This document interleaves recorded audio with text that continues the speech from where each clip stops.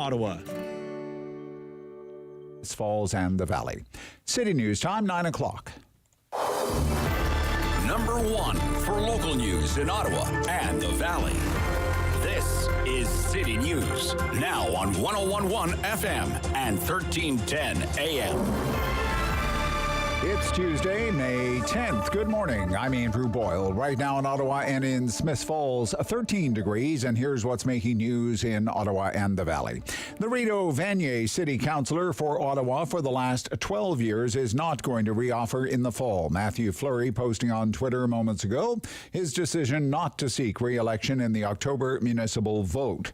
He says while not an easy decision, this is the best for he and his family.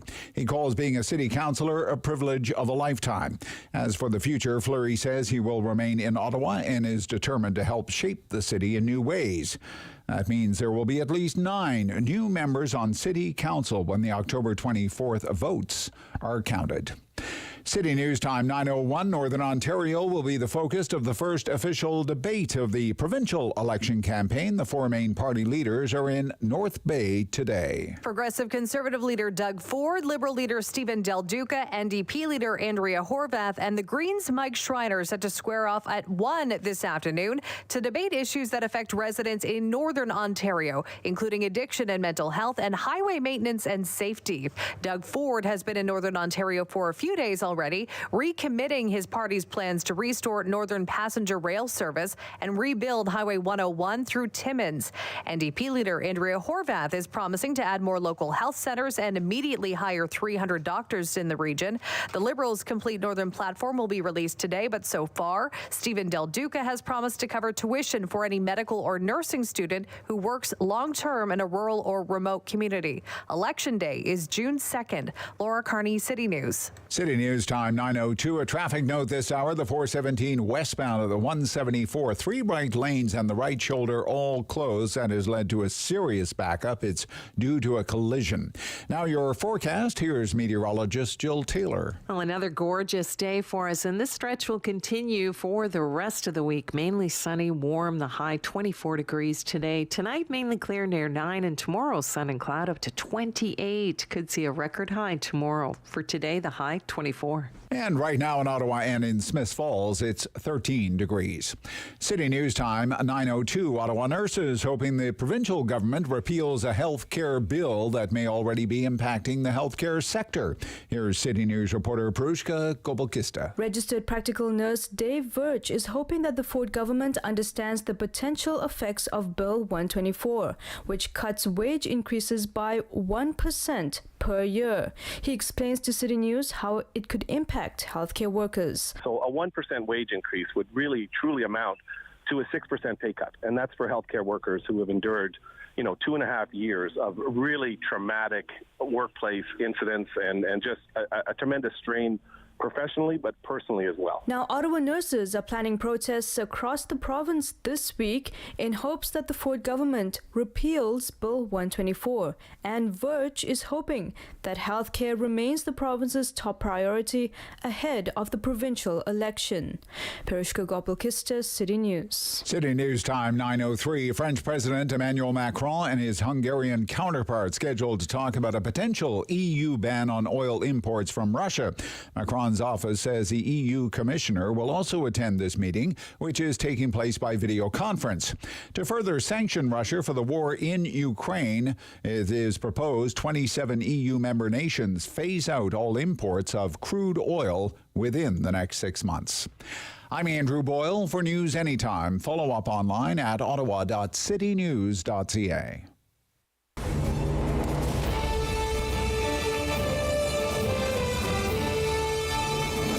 Separating headlines from hearsay. It's the Rob Snow Show on Rogers TV and City News. 101.1 FM and 1310 AM.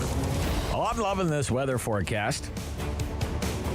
Sunny and 25, sunny and 25, sunny and 30, sunny 31, sunny 29. Yeah, keep it up, I say. Keep it going.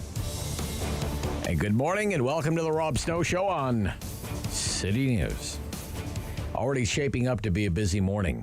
We're chasing a story right now, election related, the municipal election, and word that Councillor Fleury has decided he is not running again, not running at all in the municipal election. And I was surprised to hear that this morning. For a while, I thought he was going to run for mayor, and then I heard he wasn't running for mayor, and then I asked him if he was running for mayor, and he said, I haven't made up my mind yet.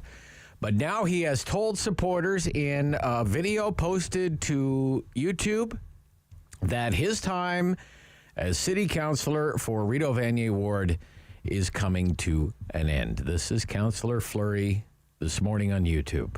Hi, bonjour. I have an important personal announcement to share with you this morning. J'ai un message personnel et important à vous partager ce matin. I will not be seeking any elected office in the upcoming 2022 elections. I want to personally thank you for having confidence in me. As a 24-year-old diving into municipal politics, I simply wanted to be involved. I simply wanted to make a difference in our community. It's been amazing to work with residents, with businesses alike, advancing issues, investing in projects, focusing on things that matter to all of us here for our life in our community where we live, work. Okay, so it goes on like that. I've yet to watch the whole thing. I will later on. So that disappoints me to hear that. I always enjoyed my conversations with Councillor Fleury. I remember when he was that 24-year-old and first elected back a dozen years ago. I did not expect him to win that ward, to defeat Georges Bedard at the time, who I also liked. And I'll be honest with you, I didn't think Councillor Fleury would do all that much when he got to City Hall, but he took to it like a duck to water and really grew into the role. And 12 years is a long time to be a city councillor. It's a demanding job. I mean, it's not a 9-to-5 thing. It's an around-the-clock, 7-day-a-week thing. And after the last 2+ years, I don't begrudge anyone who wants to move on and do something else, whether you're a city councillor or a nurse or a doctor or a bus driver or whatever it is that you do. I mean, pandemics and convoys and occupations and issues with light rail for the city councillor. So he's confirmed it. He has confirmed it. He can't come on our show this morning, but I'm sure we'll catch up some other time. So there you go. There's another opening for the upcoming municipal campaign. Rideau Vanier Ward. Add that to the list. That includes Somerset Ward, Councillor McKenney running for mayor. So an opening there. Knoxdale Maryville Ward, Keith Egley not running there. Alta Vista, Mr. Kluche not running. Rideau Goulburn, Scott Moffat not running. Barrhaven, Jan Harder's not running. Have to think College Ward is in play.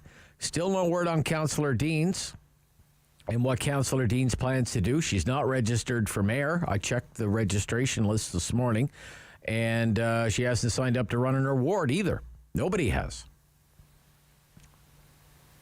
And there's going to be a new mayor, and there's going to be a new city councillor representing a new city ward called Barrhaven East. And now Rideau Vanier Ward. Wow, what a change election this is going to be. You would have to think right now, wouldn't you, David? You'd give the early edge to Laura Shantz in Rideau Vanier Ward, wouldn't you think? Oh, I would, absolutely. Right? Yeah. Well known. She's been on our show many times. Been on with Sam LaPratte in the afternoon many times. Well known supporter of public transit, spokesperson with Transit Riders Ottawa. So that's big news this morning on the local political front.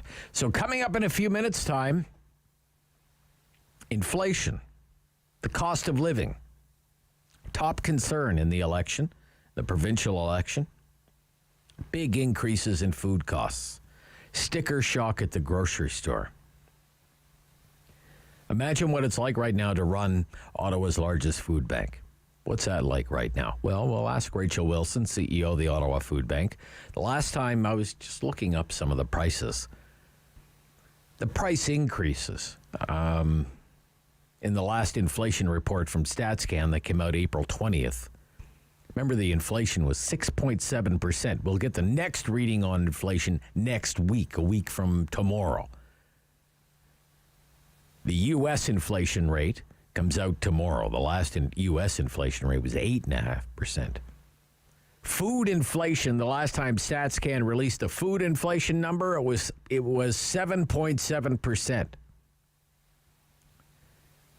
A lot of the prices were higher because they're supply managed because of the move by the Dairy Commission to raise retail prices because of input costs for the farmer.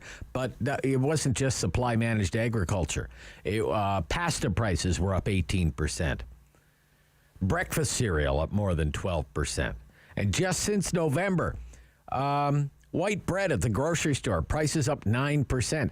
Things like bottles of ketchup, prices up 11%. And vegetable oil, this is directly because of the war in Ukraine. Vegetable oil, prices up 26% in 6 months.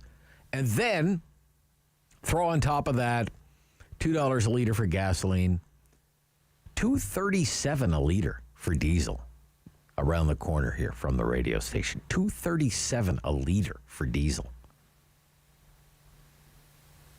And the fact that a lot of farmers haven't even put a seed in the ground yet. It could only get worse.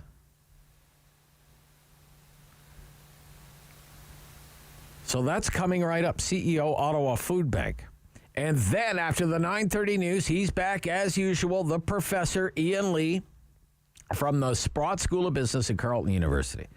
There's an Ontario election campaign underway. We're going to put some of the promises from the Liberal Party under the microscope, like rent control.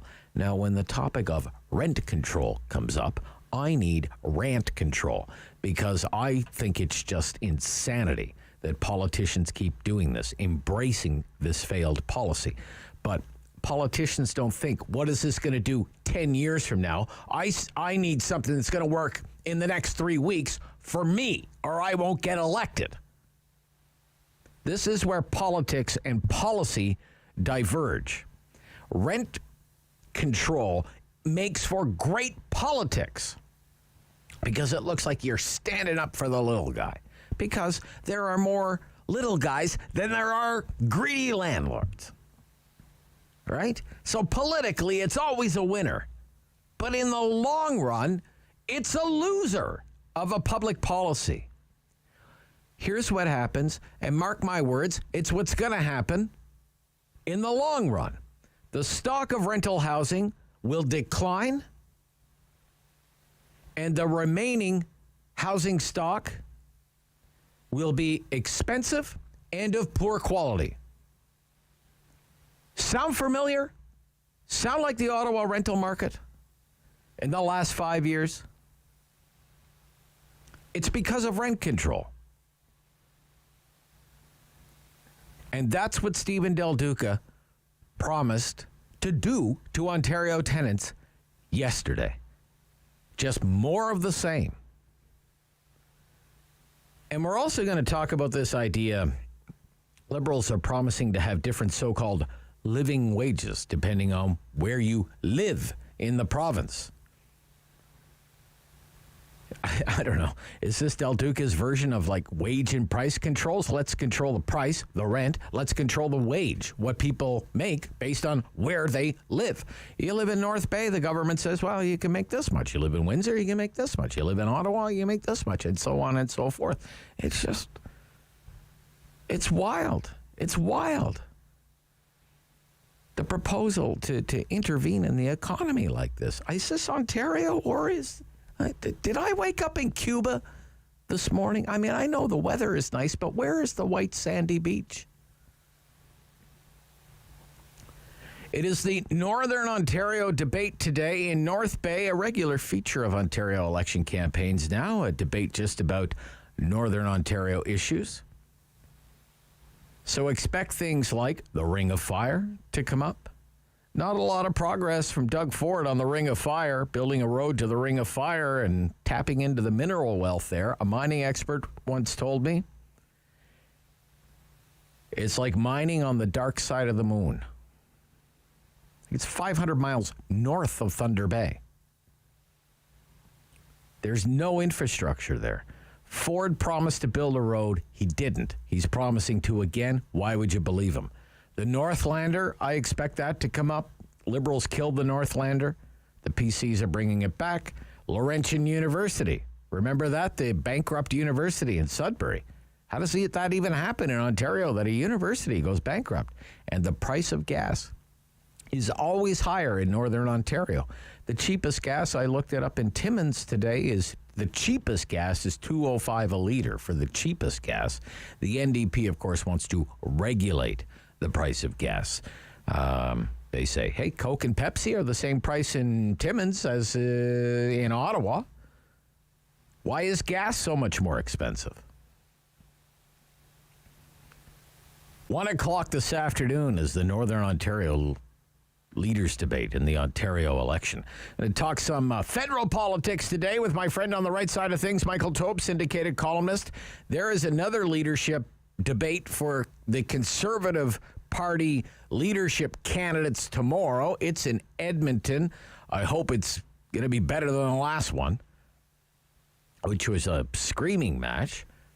And I asked Michael what he's thought of last week's debate, what he's hoping to hear and see tomorrow, and maybe if we have some time, chat about some UK politics and the royals as well. Charles, the Prince of Wales, read the speech from the throne in the UK Parliament today. It was a very doomy, gloomy speech from the Prince and future King, because the Queen, Her Majesty, long may she reign, but she is not well. We'll also do the Talkback Hour. Do it every morning here on the Rob Snow Show between 10 and 11 o'clock. 750-1310 is our call-in line. 750-1310, 613-750-1310. Today, vaccine mandates and the Ontario election. Should the COVID-19 vaccine be mandatory in order for children to go to public school in Ontario? Yeah, here we go again. I was hoping the days of vaccine mandates were, going to be behind us. I guess not. Liberals wanted to play wedge politics again. The Liberals say if they win the election, it's going to be mandatory. No COVID-19 vaccine, your child's not going to public school. They would add it to the list of mandatory school immunizations. I just want to know if you agree or disagree with that position. Should the COVID-19 vaccine be mandatory for children to go to school, or should that decision be left up to parents? Only 35%, a shocking number, 35% of parents, only 35% of parents in Ontario have had their children fully vaccinated against COVID-19. The Liberals would make it mandatory. You could seek an exemption, but it's quite a process to do that. Let's get into that after the 10 o'clock news on the Rob Snow Show on City News.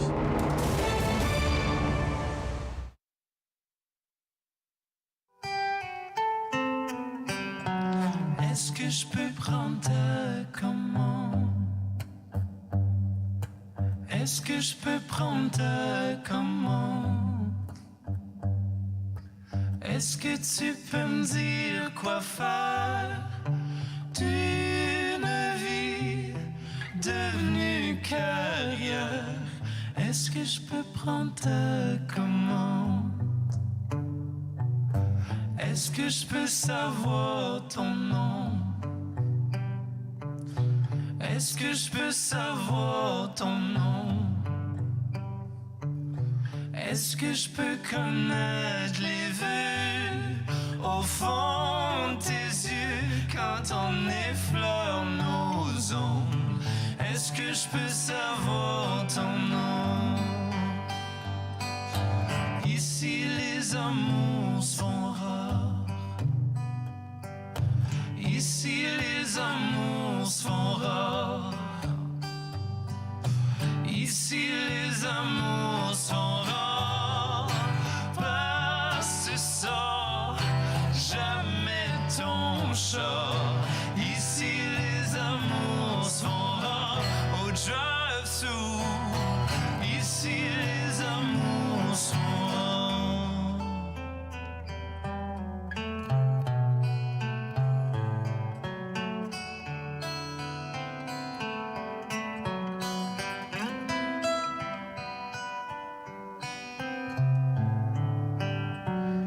Est-ce que les mots vont me venir?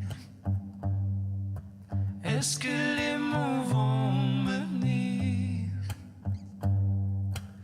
Est-ce que je vais finir par dire comment je me sens? Est-ce que je pourrai le faire rire?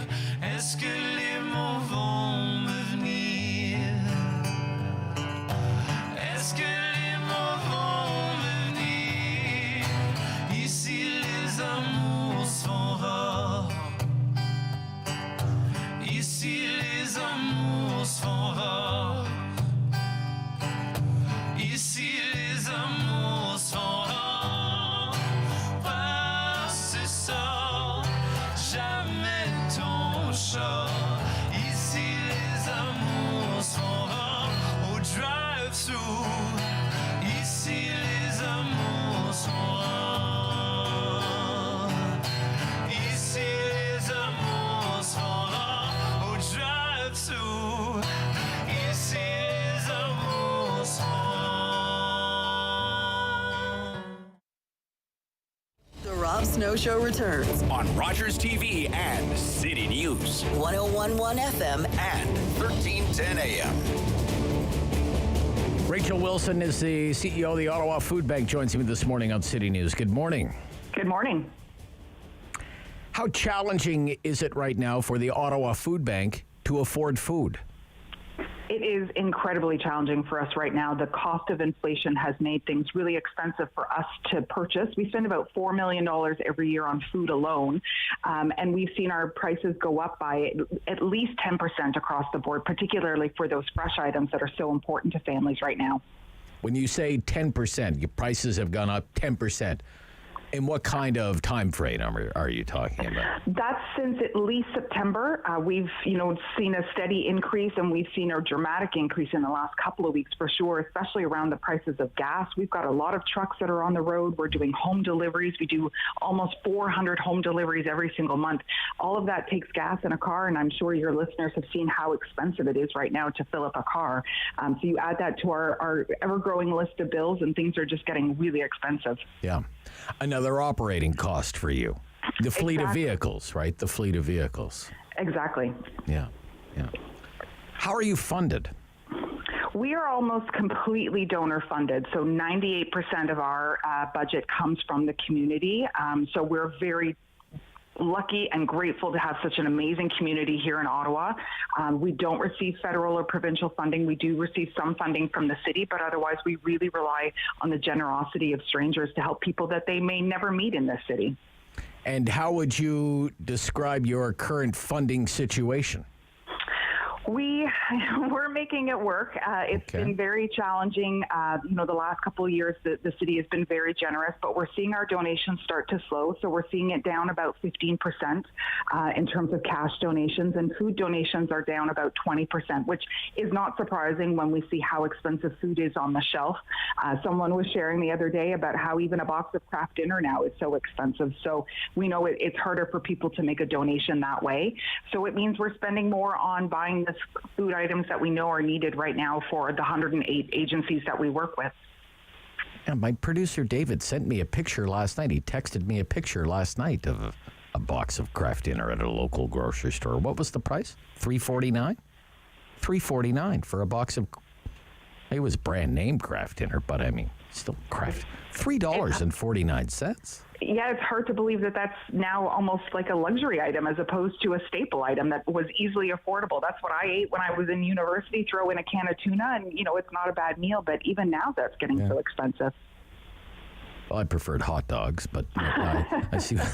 I know. No, look, what is, seriously, gosh, this is such a challenging environment. Food donations are down, cash donations are down. Your input costs are higher. Your fuel costs for your fleet of vehicles is much higher. Your food costs much higher. What about demand at the food bank? What's the situation there? Well, and unfortunately, it is the perfect storm because it's so expensive, not only for our organization, but for individuals and families right across the city to be able to make ends meet. So we're seeing an increase in demand as well. March was our highest client service ever in the history of the food bank. So we've been around for almost 39 years now. So we're seeing a dramatic increase in general. We've seen a 20% increase over last year. So it continues to increase right across the board at the agencies that we work with. And, we expect that those numbers are going to continue to climb. Who is using the food bank? There would be people on social assistance. ODSP is only $1,100 a month, for example. So there must be people who are relying on a stipend of some sort. But I'm wondering, what percentage would you know of your clients work for a living? Yeah, we know about 60% of our clients are on some support, whether that's ODSP or OW, which, obviously has not increased in the last couple of years and certainly has not kept pace with the inflation right now. So it's very challenging for people who are on social assistance. But that means about 40% of the people we serve are working. So they're either employed or underemployed, working part-time, working in the gig economy, or perhaps have not been able to return to work after the pandemic.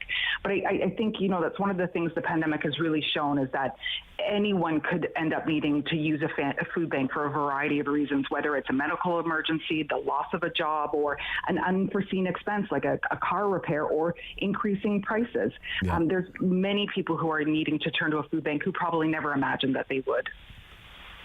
And when that person does that for the first time, I'm wondering what that must be like.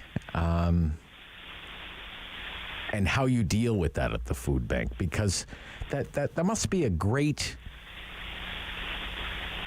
pride-swallowing moment for a lot of people. Like, I have to go to a food bank. How did I get here, kind of thing? How did it come to this, kind of thing? Yeah, we know that it's very challenging to make the choice to have to go to a food bank. Nobody wants to have to turn to a food bank for support.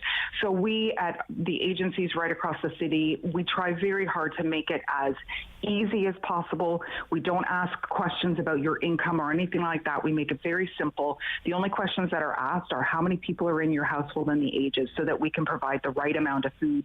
Obviously, a child would need a different amount of food than an adult, so we just ask those simple questions. All of our spaces are very welcoming. They're lovely people who work there, and they try and connect people with other services to help address what are the issues. That was going to be my next question. Can it be kind of a jumping off point if somebody needs access to, some sort of other social service, that whatever that might be?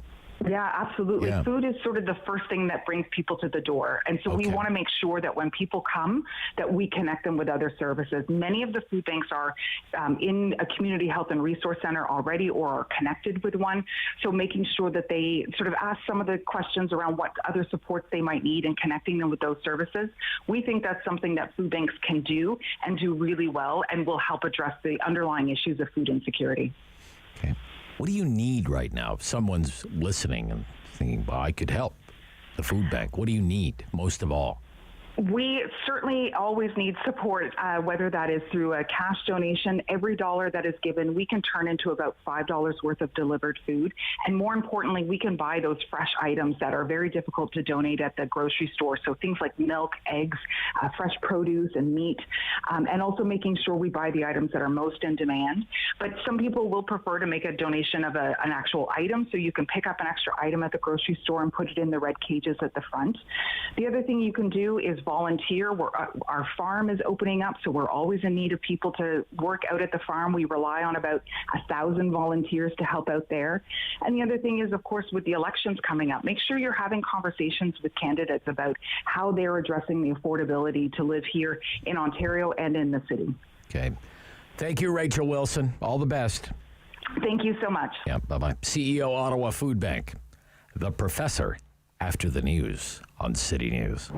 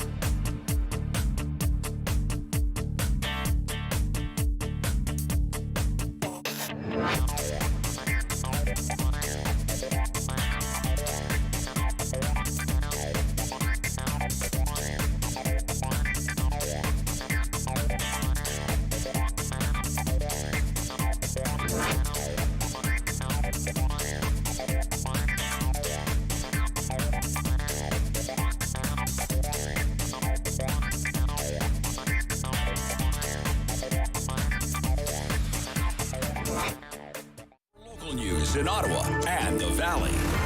This is City News, now on 101.1 FM and 1310 AM. It's Tuesday, May 10th. Good morning. I'm Andrew Boyle. Right now in Ottawa and in Smiths Falls, 16 degrees, and here's what's making news this hour. Rideau Vanier will have a new councillor in October. Matthew Fleury, who has held civic office for the last dozen years around Ottawa City Council, has decided not to run and also not run for mayor. He says he will help shape Ottawa in another way. Fleury says this is the best decision for he and his family. It means at least 9 seats around council will have a new member following the October 24th vote. Provincial election campaign focuses on Northern Ontario, the first of the All Leaders debates, focusing on all issues in Northern Ontario. That is scheduled for North Bay, the debate this afternoon. Traffic backed up at last check on the 417 at the 174 merge. This after a collision this morning sent one man to hospital. OPP tweeting, as a result of a police operation, you can expect major delays. Higher inflation and economic growth lifted government revenues right across the country in the last year. A financial services company, Desjardins, reports the federal and provincial governments all saw an improvement in their deficit estimates. Some governments, though, opted to set aside part of that fiscal windfall for a rainy day. Others spent it all. City News Time, 9:32. I'm Andrew Boyle. For news anytime, follow up online at ottawa.citynews.ca. He's the opinionated Ottawa icon The Rob Snow Show returns on Rogers TV and City News. 101.1 FM and 1310 AM. He's back with us, the Professor Ian Lee, Associate Professor of Management at the Sprott School of Business at Carleton University. Morning. Good morning, Rob. I ranted yesterday, so you can pick up where I left off. What's wrong with rent control? The Liberal Party of Ontario is promising rent control, full-on rent control. Yeah. What's wrong with it as a policy? I'll tell you what's wrong with it. Aside, first, let me just, do my name calling. You got to be, it's snake oil, okay? It is truly snake oil. All right. I'll explain why it is snake oil. They are promising a free lunch.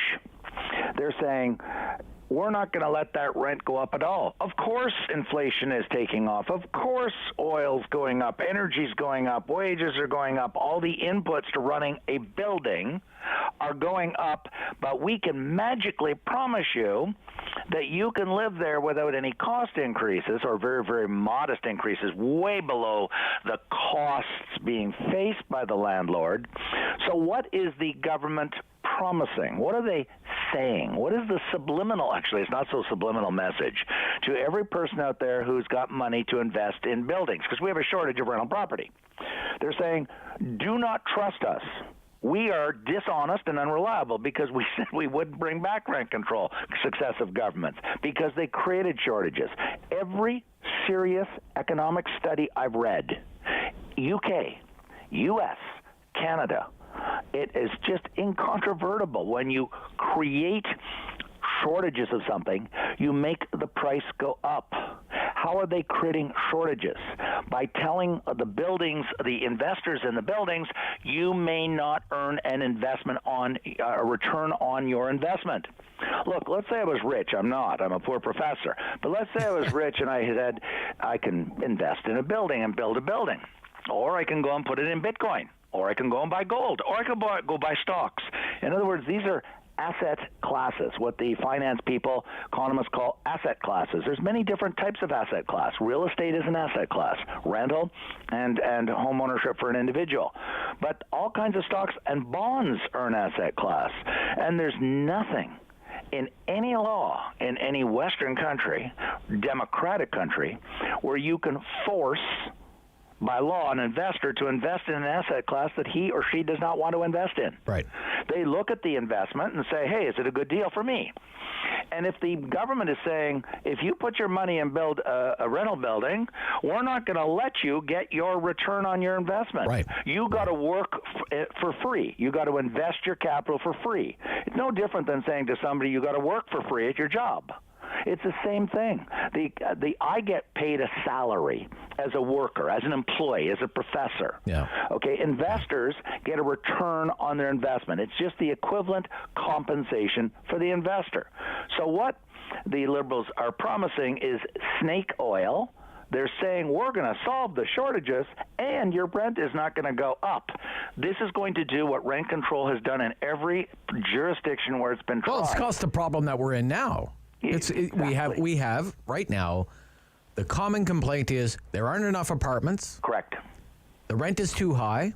Yeah.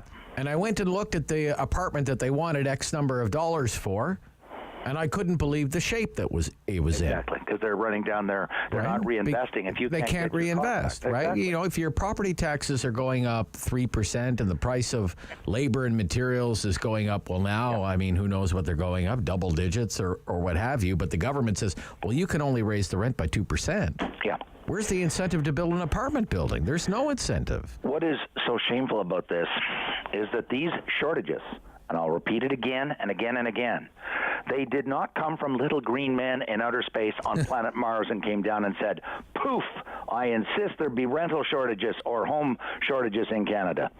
They were caused. I use the word caused, driven by, created by, constituted by successive government policies at the provincial level, at the municipal level. At the provincial level, they discouraged investors in investing by years and years of rent controls. Investors simply don't trust successive governments in Ontario. And by the way, they shouldn't trust them because they're deceitful and dishonest on this subject. Municipalities have put very serious restrictions, as we know, to deliberately underbuild in aggregate by slowing down the permit process, by slowing down land that can be developed on the edges. They have deliberately slowed down the construction of housing, whether it's high-rise, rental, condo, whatever. That's why we have 1.8 million shortfall of houses in Canada. And that's the Scotiabank Deputy Chief Economist, and he's got the data in his report, which I just reread this morning. And it's excellent data using OECD and StatsCan data, not manufactured data from an activist group. And so my point being, it's any politician wants to promise to address the rising cost of rental, which is real, by the way. I'm not disputing it. It's real. Then they should be saying, we have met the enemy, like Pogo said, and it is us, the government, and now we're very sorry, mea culpa, we apologize for our past egregious errors, and we are now going to correct those past egregious errors. We are absolutely not going to introduce rent controls, which will stop the building of new buildings, and we are going to use financial sticks on the municipalities to build, to approve them, force the municipalities to approve the construction of new housing everywhere. That is the solution that is needed, not the snake oil being promised by the Liberals. I mean, it's great. If you're in your apartment right now, it's good for you. It's good for you.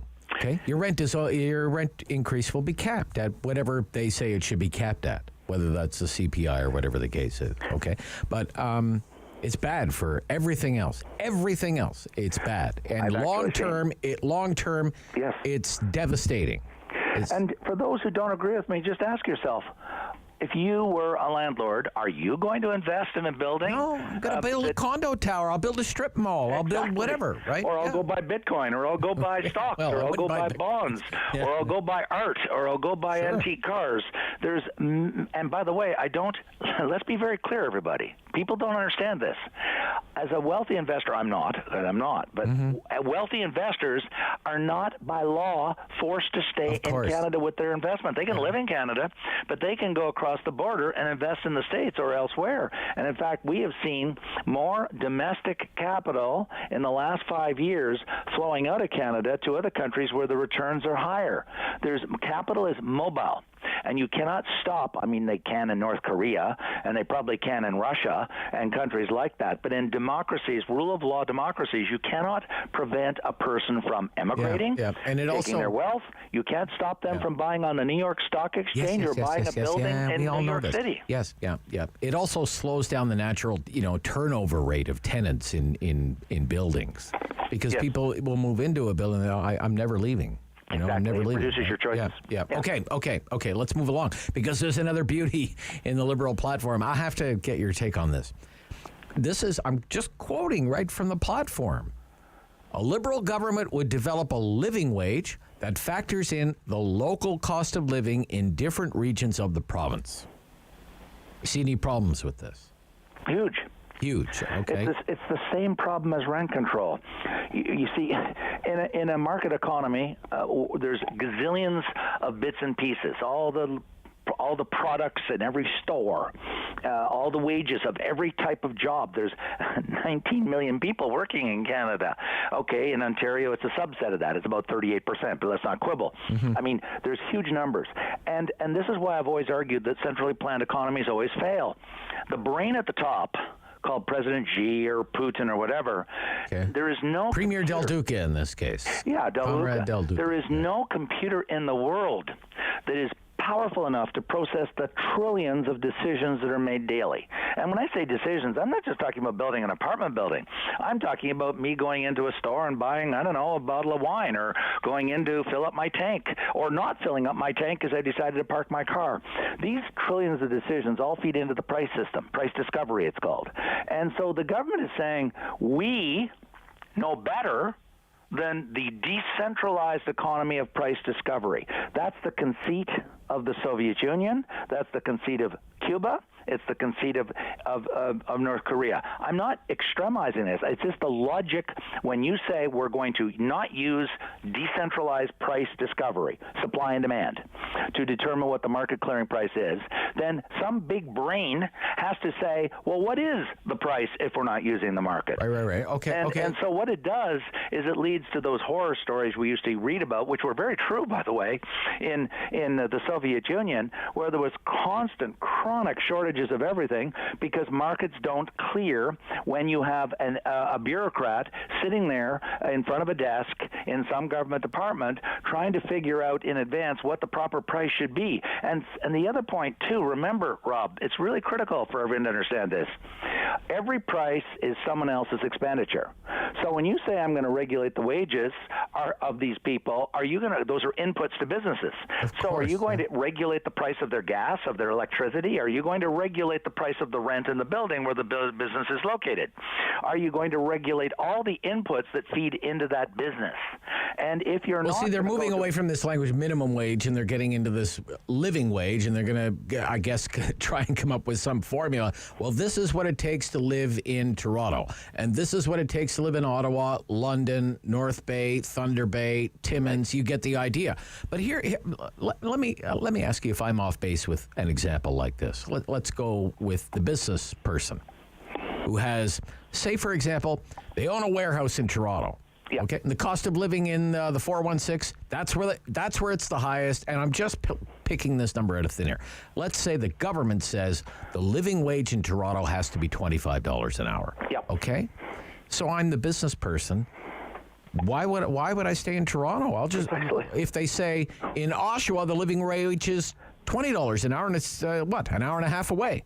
I'll open up my warehouse business in Oshawa. Would it not lead to kind of like a race to the bottom? It would lead, right? Of course. It's arbitrage. You don't buy low, sell high. I mean, you go to where the costs... I mean, this is why they brought up a minimum corporate income tax around the world, so that companies wouldn't jump countries to seek out a lower tax rate. It's the same argument. And liberals and progressives said, we need one mandatory uniform corporate minimum tax so that companies will not jump to countries where the tax rate is cheaper. Tax arbitrage. Okay, they're right. They're right. I supported that, by the way. And here they're going to create the same thing where you're incentivizing a company to move from a high-cost region, municipality, to a lower-cost region, and It's so ridiculous. It is kind of ridiculous. It's like listen, like Rob, before anyone and listeners say Ian's saying throw these people that can't afford it under the bus. I mean, the role of governments, federal and provincial, is that they're in charge of social policy. They have. I just looked this up for a presentation I'm doing this afternoon on income support programs. In 2021, in our country called Canada, okay, after all the arm waving saying, oh my God, the COVID showed we weren't spending hardly anything on social policy. Did you know that in 2021, federal and provincial governments spent $500 billion pre-COVID? Thank you very much. That's before we spent another $750 billion on COVID.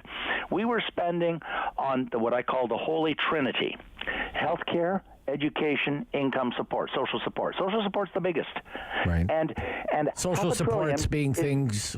And so my point is, if they think that there is a number of people who are who are unable to survive, they can develop a program to support them through social income support. Is that just federal? Is that just federal, or is that all the provinces too? That's federal and provincial. Federal and provincial. This is whole of government. By the way, this is StatsCan data. Anybody wants it, they can send me an email, and I will send them the link to the table that shows this very empirically. And my point is, governments can. We have targeted social programs. I mean, subsidized housing is a targeted program. You can only get it if you're below a certain income.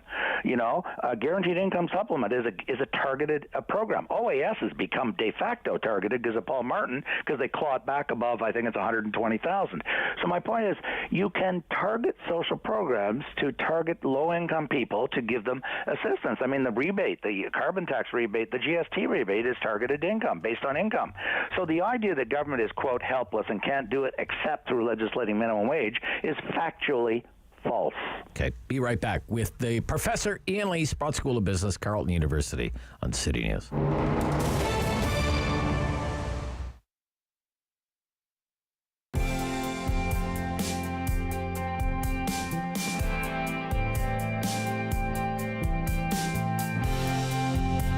Welcome to the Ottawa Civic Centre as we get set for what could be an historical moment in 67's history. Musselman gets hammered by Bickle.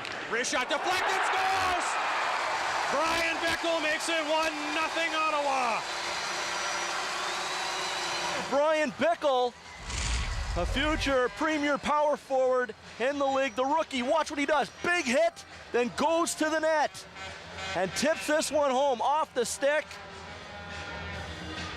Whitmarsh with no chance on the deflection. Up through center, Shepard with Foy racing for the front. Nice move by Foy. Beautiful. Scores! Second effort, Matt Foy, 2-0 Ottawa. It's the second effort for Matt Foy that gets his 60th goal, milestone goal of the year. He and Corey Locke now both in 60, the first two players of the season in the OHL to do it, and it's textbook Foy going to the net, and look at the second effort, a goal scorer's goal with his own rebound, and Ottawa takes a 2-0 lead.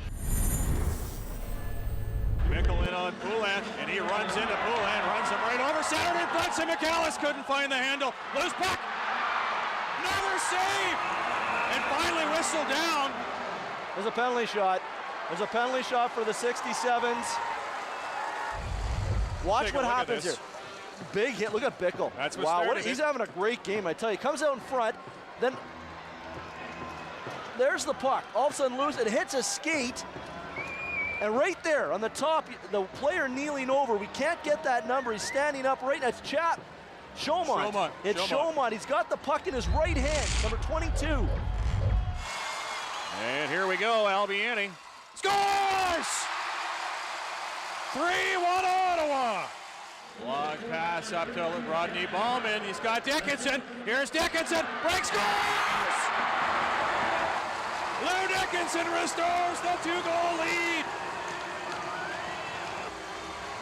How fitting could it be that the Ottawa native, Lou Dickinson, could very well seal the victory for Brian Kilrea's 1,000th, the 9th pass from Rodney Bauman, and the overage Dickinson makes no mistake, going underneath the blocker above the goal pad. Ladies and gentlemen, you have just witnessed history. Brian Kilrea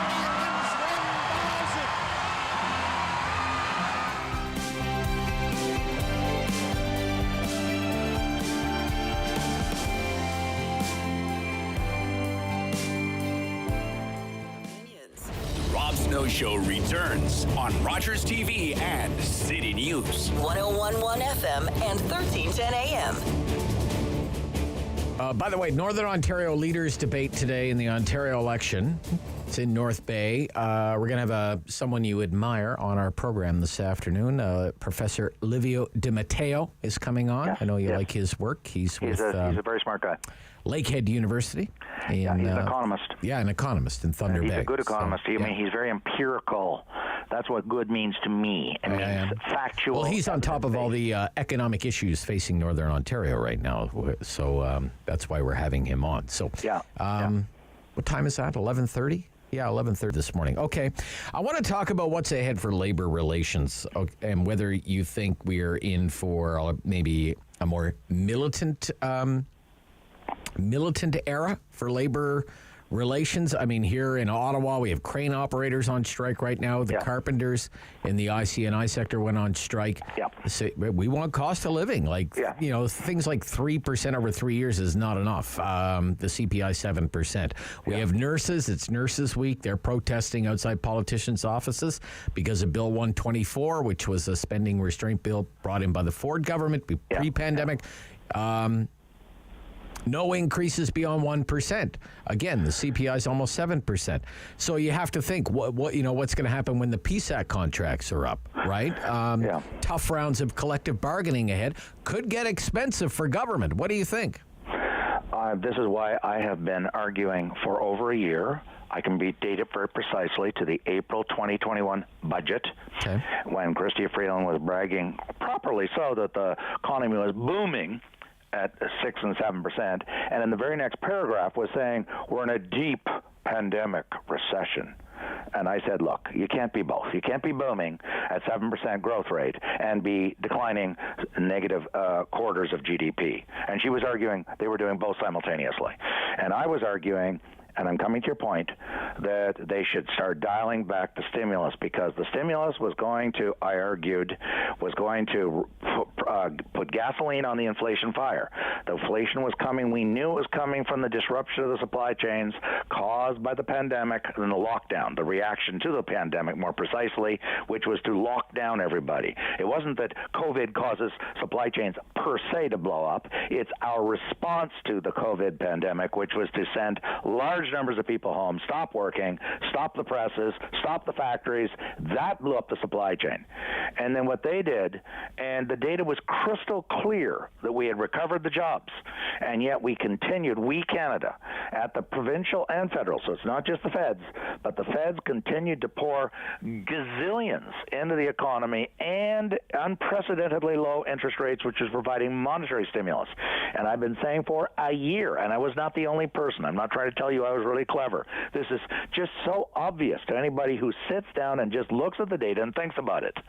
You know, if the economy is running full tilt out, and you're pouring hundreds of billions of dollars of stimulus, so much so people couldn't even spend all of it. Our savings rate went through the roof because literally people couldn't spend the stuff fast enough. And yet they continued to shove it out the door, and they continued to simulate the inflation. And I lived through this. I saw this in the 70s. I lived through it, really. And there was labor strife left, right, and center. In fact, There was a strike in Ottawa. I can't survive on 6 and 5. I can't survive on 6 and 5. In fact, in the 70s, if I'm not mistaken, the OECD said Canada had lost more days due to strikes proportionate to the number of workers employed than any other country in the OECD. We became, just everybody was on strike, left, right, and center, and understandably so. I'm not faulting the labor unions for going on strike. You know, wages are going up 2%, and inflation was going up 7 or 8 or 9. Well, of course you're going to go on strike if the employers don't come through. And this is what I kept saying to the governor of the Bank of Canada. Inflation is going to become embedded through consumer psychology and via the demand for higher wage increases. And it was so predictable. You didn't have to study economics to figure this out. This is just common sense. If your costs are going up as a worker or an employee by 7 or 8% or 10% or 12%, and your wage is only going up 1%, you're going to say, wait a minute, I'm getting screwed. This does not require a PhD PhD in economics. And so I said, you got to keep the genie in the bottle. And they decided, no, that's horrific, it's insensitive. And though I really do believe they didn't cause the inflation, but they made it much worse. To this day, as I speak at this single moment, we are still pouring stimulus into the raging fire. We still, according to Governor himself, Tiff Macklem, the interest rates are well below the neutral rate. In other words, we're stimulating at 1% when the rate should be said between 2 and 3 and probably over 3. So we are still pouring gasoline on the inflation fire, and then we have these people running around coming up with all kinds of cockamamie ideas to respond to the problem that has been exacerbated by government. And remember, governments did the lockdowns. Yes, there was support for them, but it was a decision of government to lock down, which disrupted the supply chains. And then they overstimulated the economy instead of dialing it back the moment we'd recovered all the jobs and the moment we saw inflation taking off. Now we're paying the price, and it's going to take a lot of work and much higher interest rates to put that inflation genie back into the bottle. In 1979 in Ottawa, there was a bus strike. It lasted for 20 days. And it's called the 5-cent strike. They were arguing, the two sides, over 5 cents an hour. 5 cents an hour. They went on strike. You know what the employer offered? OC Transpo offered the drivers of OC Transpo? No. 16% over 2 years. Yeah, I'd forgotten that. And the union rejected it, went on strike for 20 days. 16% over 2 years. Listen, it was just like, nothing's identical to the past, but if you look at the numbers, I'm talking the inflation numbers in the mid 70s, late 70s. Oh yeah. They're looking awfully similar to what we're going through now. Okay. And once that gets into everybody's head, hey, I'm getting screwed, I'm getting shafted, I want to get caught up, I got to catch up, then that becomes embedded. That's why Pierre Trudeau came up with 6 and 5. By the way, I didn't support it then, because every time you do wage and price controls, and this has been studied to death, by the way, Nobel Prizes have been awarded, what happens is, sure, you suppress the prices and the inflation for the period of the wage control. Well, the thing was they legislated 6 and 5, right? They legislated. But the moment you take because you can't keep them forever, because they're so horrible, they're so disruptive to the economy, the moment you take them off, guess what happens? Everybody charges back to get a catch-up to the catch-up. We got to go. Thank you. Okay, thanks. Yeah, Professor Ian Lee, Sprott School, Carleton. Talk back hour after the news, Van. Vaccine mandates back in the news. We're going to talk about it on City News.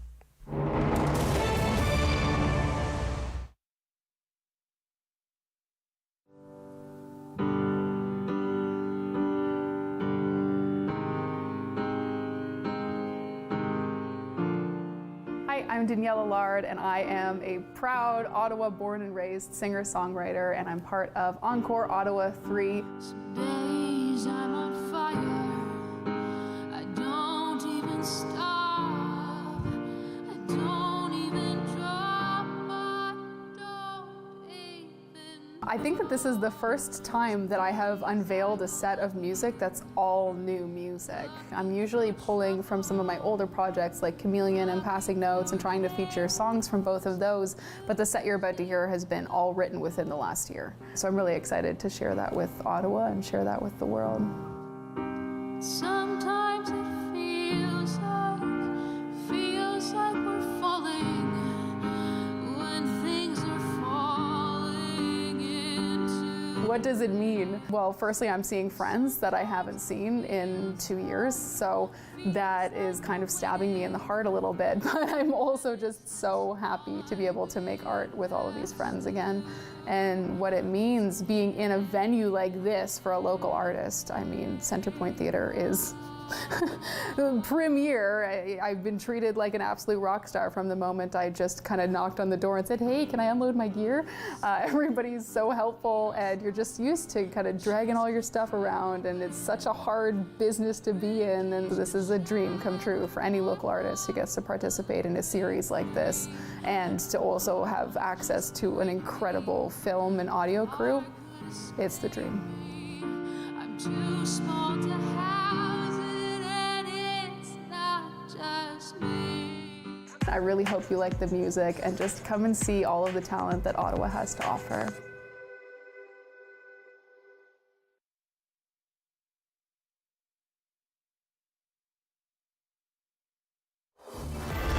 Number one for local news in Ottawa and the Valley.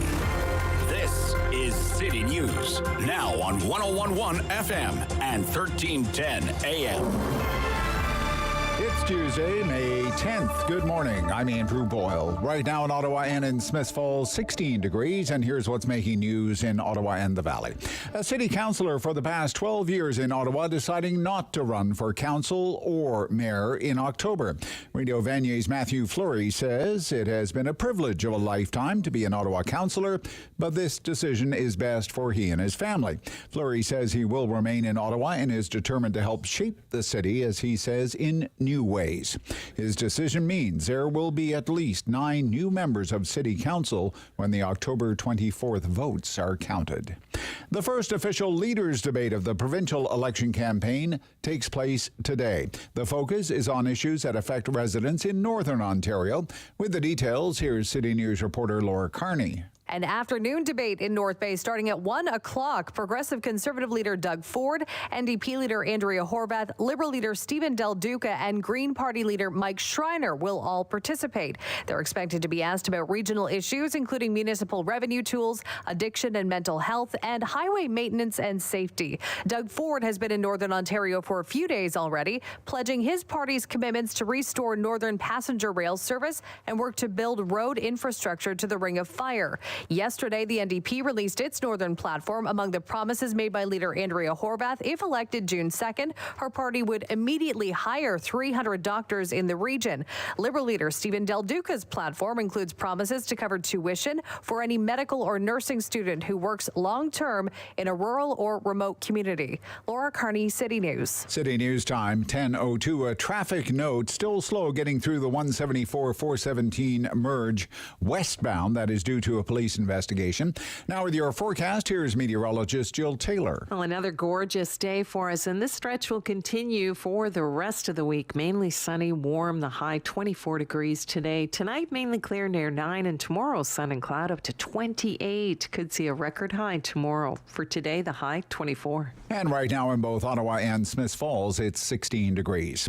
The Public Safety Minister, Marco Mendicino, is directing the head of the RCMP to work closely with Indigenous communities now to address the traumatic legacy of residential schools. Marco Mendicino has written a new mandate letter to RCMP Commissioner Brenda Lucki, updating the one issued to her upon her appointment in 2018. He instructs the National Police Force to proactively disclose documents, help uncover truths, and allow for alternative forms of investigation as communities seek justice at their own pace. The Liberal government says the discovery of unmarked graves and burial sites near former residential schools has underscored a need to move faster on the path of reconciliation with Indigenous peoples. Karen Rebo, The Canadian Press. City News time, 10:04. The head of Nova Scotia's emergency management says he found it surprising the RCMP waited so long to issue a province-wide alert about a gunman who killed 22 people in April of 2020. The inquiry investigating the tragedy that started in Portapique released documents today, including a recent interview with the EMO executive director, who confirmed for the first time the Mounties had not considered using the Alert Ready system until it was suggested to them.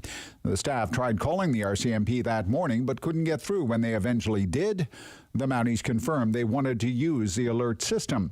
Before that was sent, though, the rampage was over, so the alert never went out. I'm Andrew Boyle for News Anytime. Follow up online at ottawa.citynews.ca. Talk back. Hello. On the Rob Snow Show. The phone lines are open at 613-750-1310. Now, the Rob Snow Show continues. Okay, I would like to do a rapid poll with your help. Keep track here.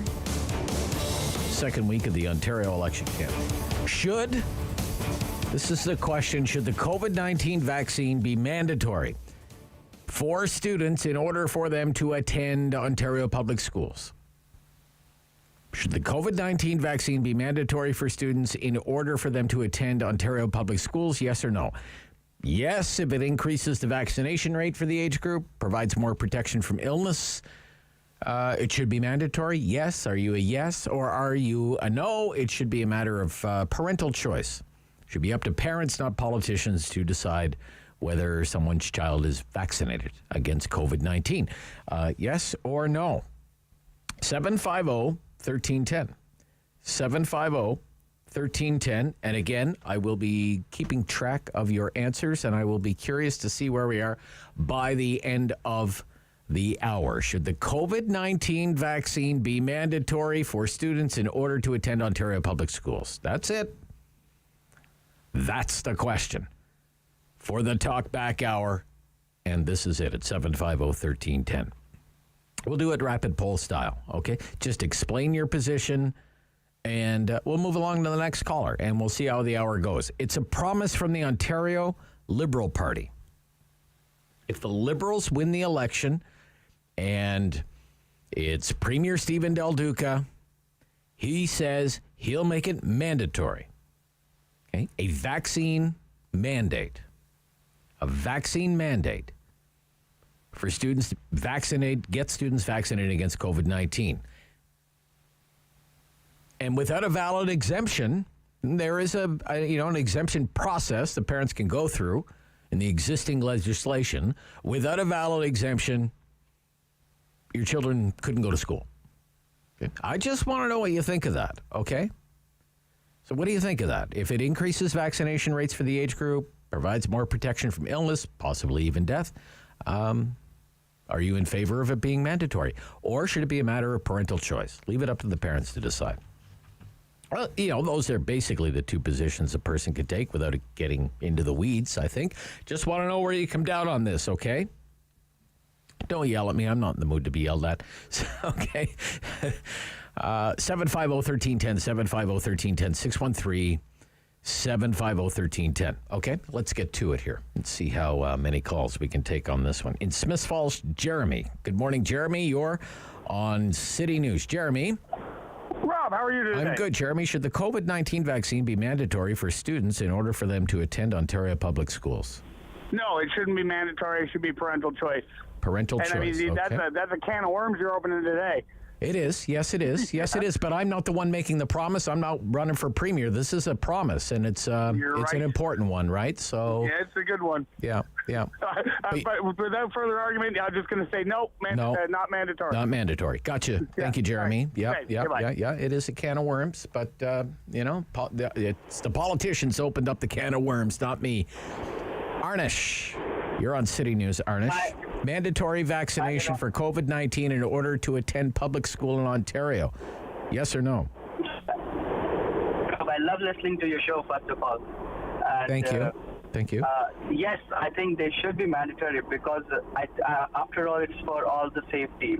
I think they should be. I'm a healthcare professional. Okay. And I have seen that if there is not enough people getting vaccinated, then it abrupts or it sparks another wave, which can be very hard to deal with, and especially for the students, because I think it should be mandatory. For the sake of all safety, it should not be. No government should not impose on anyone, but they should. There are other mandatory vaccinations. There are measles, mumps, rubella, polio. Right? And of course, I'm from India. I've got all in when I was in child, and I think they are better for yourself only. I totally support. I'm a nurse, and I have dealt it with the COVID. It can be if when the wave comes, and you know how the healthcare collapses, if we get shot, and if there is a lot of people getting COVID, then it's very hard to concentrate on everything. So I think they should be mandatory. You know what, Arnesh? Maybe you have. I don't have young children, so I don't know what's going on, but. The adult vaccination rate is very high. It's 85% are fully vaccinated. But for fully vaccinated children, it's only 35%. I wonder why that is. I don't know why that is, but I I believe so because maybe first of all, some people they do go by numbers, which is a very good thing, and they do go by facts, which is a very good thing.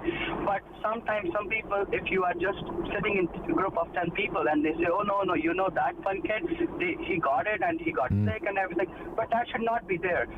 You go to your family doctor, you get yourself educated, and you see what are the good things about the vaccine and how you are protecting yourself and your community. I think if there is a good knowledge, if a good knowledge is impacted or it is distributed among the common public, that will be more helpful. So government should focus on that rather than pointing each other parties.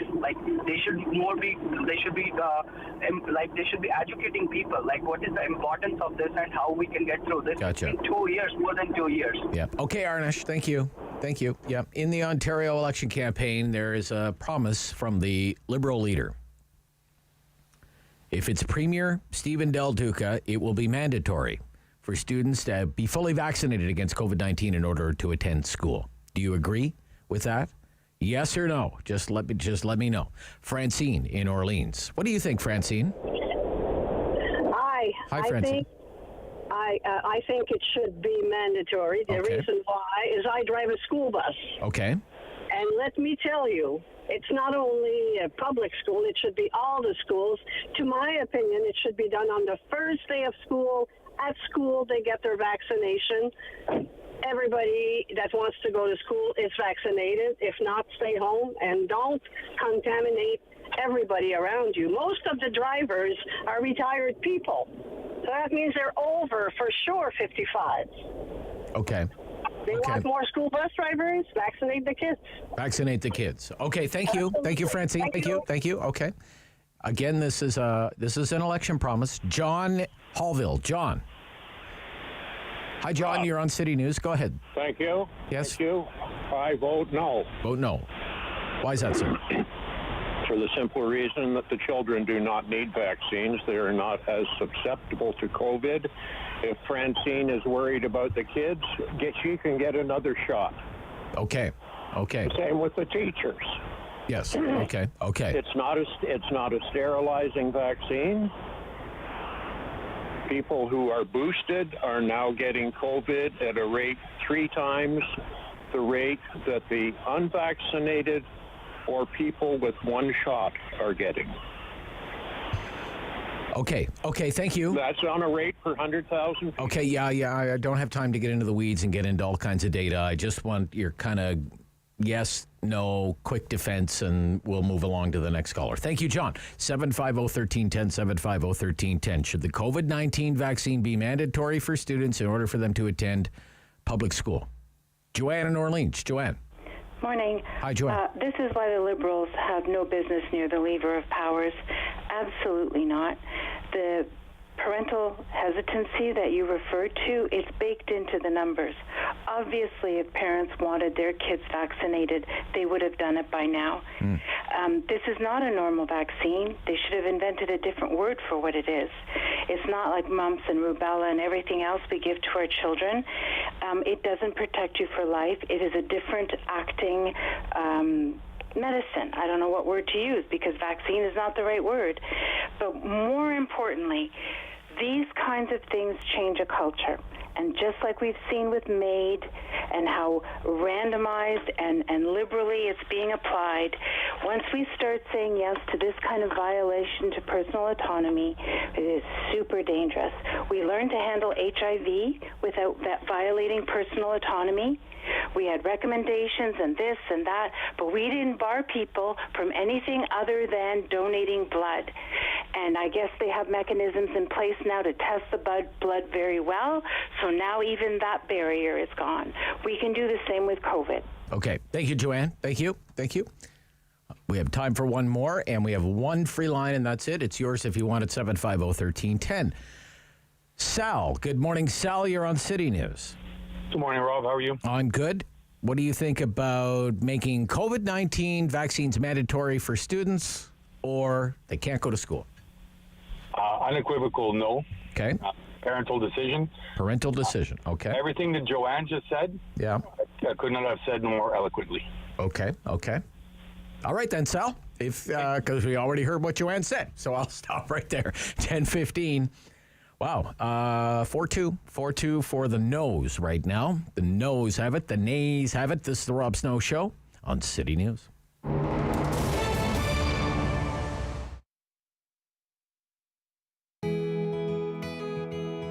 I'm Emily Bertrand, the owner of Royale Equestrian Center. This is Diamond. She's a 10-year-old thoroughbred. She used to be a racehorse and then made the transition to a riding horse. She loves jumping, and she's used for our more advanced students. So we started the farm 14 years ago with my mom and brother. My brother was actually driving by one day and saw the sign, and we applied. There were 60 applicants, and we got it. When we first started, there was not very much here, so our property's about 25 acres, and there was just this 100-year-old barn. And from there, we built onto it. We fixed up one stall at a time, one paddock at a time. We added one horse at a time, and slowly it built into what it is today. Every year, we're improving and trying to continue to build. And most recently, we added 2 shed row barns this year. I love horses. I've been obsessed with horses since I was a little girl. The first time I got to ride, I was 4 years old, and I just loved it. My mom thought it was going to be a phase, and that phase never ended. I kept riding all through high school, and then eventually, started Royale Equestrian Center. It was my dream to always own a farm and to build a place that I could share my passion for horses with others and do the same thing for the kids that the horses did for me. So I absolutely love it. It's a dream come true. COVID hit, that was challenging. I was pretty stressed, especially the first few months, trying to figure out how are we going to navigate all of this. Our business is based on people coming in. We don't make much revenue if there's nobody coming in to ride. So that was really challenging. And then the other aspect of it was how are we going to care for all these horses if we're fully shut down and there's no income coming in. So we worked really hard. Some of our team were so kind to actually just come in and volunteer and help us out. And we made through it. We got through it. It's been hard and a lot of work, but it's also shown us how resilient we can be. So I'm happy with how we're coming out of COVID. Hopefully this is, we're nearing the end of all the shutdowns, but we've, survived it and now we're starting to thrive again, which is great. So we have a great team. We have about 14 coaches, and then we have all our regular barn staff. We have our maintenance manager and crew, and if it weren't for them, we wouldn't be able to do this. It takes a huge amount of people, and then we also have a volunteer program. The volunteer program, it helps with us, especially with our beginner program, so they help with tacking up the horses and caring for the horses when we're really busy, and then they also get to gain some work experience. We take co-op students on. We're quite a busy and vibrant place, and it takes a lot of people to make it work, even through to behind the scenes from our accountants, my family, who are always stepping in to help out. It takes a small village. On the Rob Snow Show. Have your say and call now. 613-750-1310. Should the COVID-19 vaccine be mandatory for students for them to attend Ontario public schools? Yes or no? Yes. If it increases the vaccination for that age group, which right now, fully vaccinated 5 to 11-year-olds, 35% fully vaccinated. Or no, it should be the parent's choice, not the politician's choice. What do you think? Let's take another one. Marie in the West End. Marie, what do you think, Marie? Good morning, Rob. Hi, Marie. Yes, it's no for me. No for you, okay. I don't think the politicians should have that choice, and I think Joanne spoke for all of us that feel this way. That was a good remark she gave. Okay, Marie, thank you. You're Thank welcome. you, Marie. Yep, let's take another one here. We're just going to zoom right through them. There's a free line if you want it. Paul in the market. Paul. Good morning. Yes or no, Paul? Mandatory vaccine for students or no school for them? My ballot is a no. No, okay. Originally, it was a yes. Okay. But with, as a lot of people have previously said, Joanne enlightened me in a way that... Okay. Yeah. It's too early, and... no, not right now. I don't think it's mandatory. There are mandatory vaccinations. There's a list of mandatory vaccinations already that school children must take. Or they can't go to school. But those Polio, vaccinations chickenpox. have been proven and guaranteed. Okay. And COVID, we're not sure yet. You don't think so? We're still in a learning mode. You don't think so? You don't think so? Okay. All right, Paul. Thank you. Thank you, Cheers. Paul. Thank you. Cheers. Yep. Ty in Kempville. Ty, you're on City News. Good morning. Hey, Rob. How are you? Hi, Ty. Are you a yes or a no on this one? I'm going to say no. I've got a 6-year-old daughter, and I just don't think there's been enough long-term research. They've only been doing the vaccine for a short amount of time. Okay. And I'd like to see a little bit more results before I chose to have my 6-year-old vaccinated at this point. So, All right. Personal choice. Parents' choice. Parents' choice. Yeah, well, obviously you're not alone because, 65% of parents have made the same choice you have, and they're not all conservatives or truckers or anti-vaxxers. Right? There hasn't been enough, long-term research done. Nothing mentioned about this new herpetitis of the liver that's coming out in some small children, or any studies done whether it has any effect of the vaccine yet. Yeah, so I don't think. I'm going to hold off and say no for public school, or we'll be searching for other resources. Thank you, sir. Thank you, Ty. Thank you for that call. Perth, Rob is in Perth. You're on City News. Good morning. Hey, good morning, Rob. No shot, no school. What do you think of that? I think I'll put another vote in for no. Let's say it's parental choice for me. Parental choice. Okay. All right. And for me, just kind of personal experience, personal opinion. I think maybe why some parents have held back, and that's why the percentage is lower with the vaccination participation in the lower age group, is when COVID first started, it seemed to be affecting elderlies, and as every new vaccine and every booster has rolled out, they've always rolled it out to the elderly and at risk first, suggesting that less important for children. So that gives you some time to hum and haw and think. And I would almost argue that the certainty of the effectiveness of the vaccine is maybe less now than it was. So people, they were stalling to make a choice, and now they're kind of more reserved on it because perhaps maybe it's not as effective as we thought. Yeah. So, I mean, it is strange for adults. The vaccination rate is province-wide north of 80%, like something like 85% fully vaccinated. It's lower for the booster. But it's also only 35% 5 to 11-year-olds fully vaccinated, meaning two doses. Mm-hmm. Yeah, very, very, very strange. Thank you, Rob. Thank you, sir. We're still thinking. Still thinking. Thanks. Yeah, well, obviously, a lot of parents are still thinking about it. 750-1310 in Canada, David. Hi, David. You're on City News, David. No shot, no school. What do you think of that? That's a promise from the Liberal leader in this election campaign. Oh, it should be up to the parents. My son had his vaccine last summer, but if a year later, COVID has changed. We now have Omicron, which probably 80-90% of the kids have already had, and the vaccine's 2.5 years old. It's crazy. Crazy. Okay, David. Thank you. Thank you, David. In the UK, yes, 70% of the people in this like 18-month study have had COVID at one point in time or the other.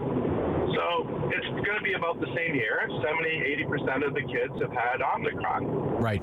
Yeah. I mean, why bother to give them a shot for something that they have that they've had already? Even show symptoms for. Thank you, David. Thank you, David. Thank you. There's another David in New Edinburgh. You're on City News, David. Hi, Rob. I'm going to say no. No? Okay. All right. The kids, I think it's important to them that they sort of fight through a lot of things. Their immune systems need building up. Okay. I've always been of the belief that it should be the elderly, people over 60, people with health issues, should be, using their own common sense. They're mandatory vaccinated on their own terms. And the kids, though, if they're worried about the kids spreading it, they're really just spreading it to each other. And if they're worried still about them going to visit grandma or their aging, relatives, that's when they got vaccinated. nobody seems to put these two things together all the time. There's a reason why we recommend this and not. But with the kids, it's like let them build their immune systems up.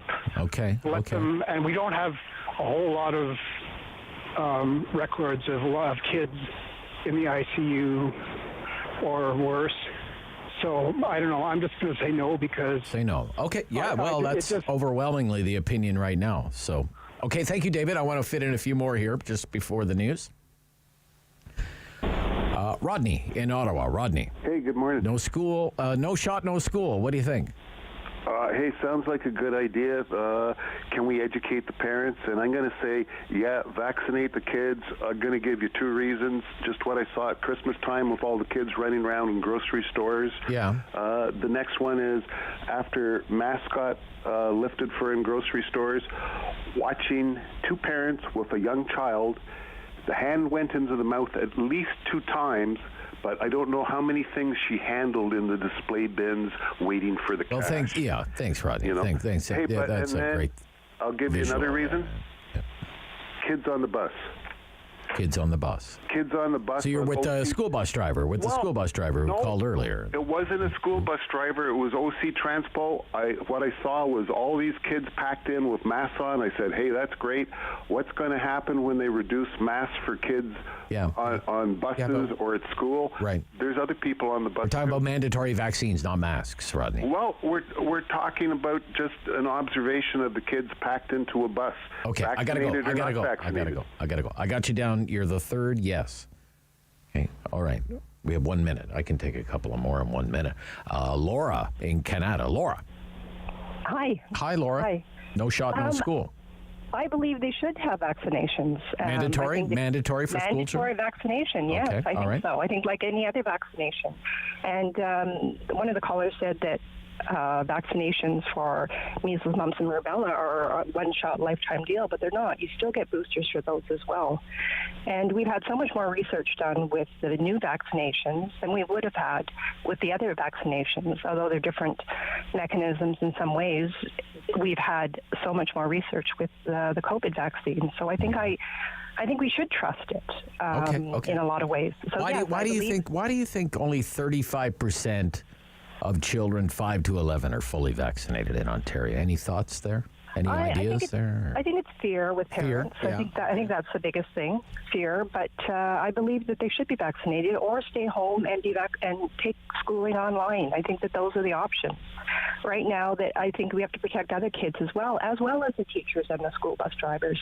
My sister is a teacher in Markham, and she teaches in the high school, and she has multiple myeloma. She's on chemo, and she wears her mask. And the kids in the school don't wear masks; they take them off. They don't have to be vaccinated. So I would say, yeah. Gotcha, Laura. Gotcha. Got your vote. Thank you. Got to run. The news is coming up. Thank you. Back right after it. It is at halftime. It is 10-4. 10-4. No to mandatory COVID-19 vaccines for school children in order to go to school. 750-1310. Second half after the news. Talk back hour. Rob Snow Show on City News.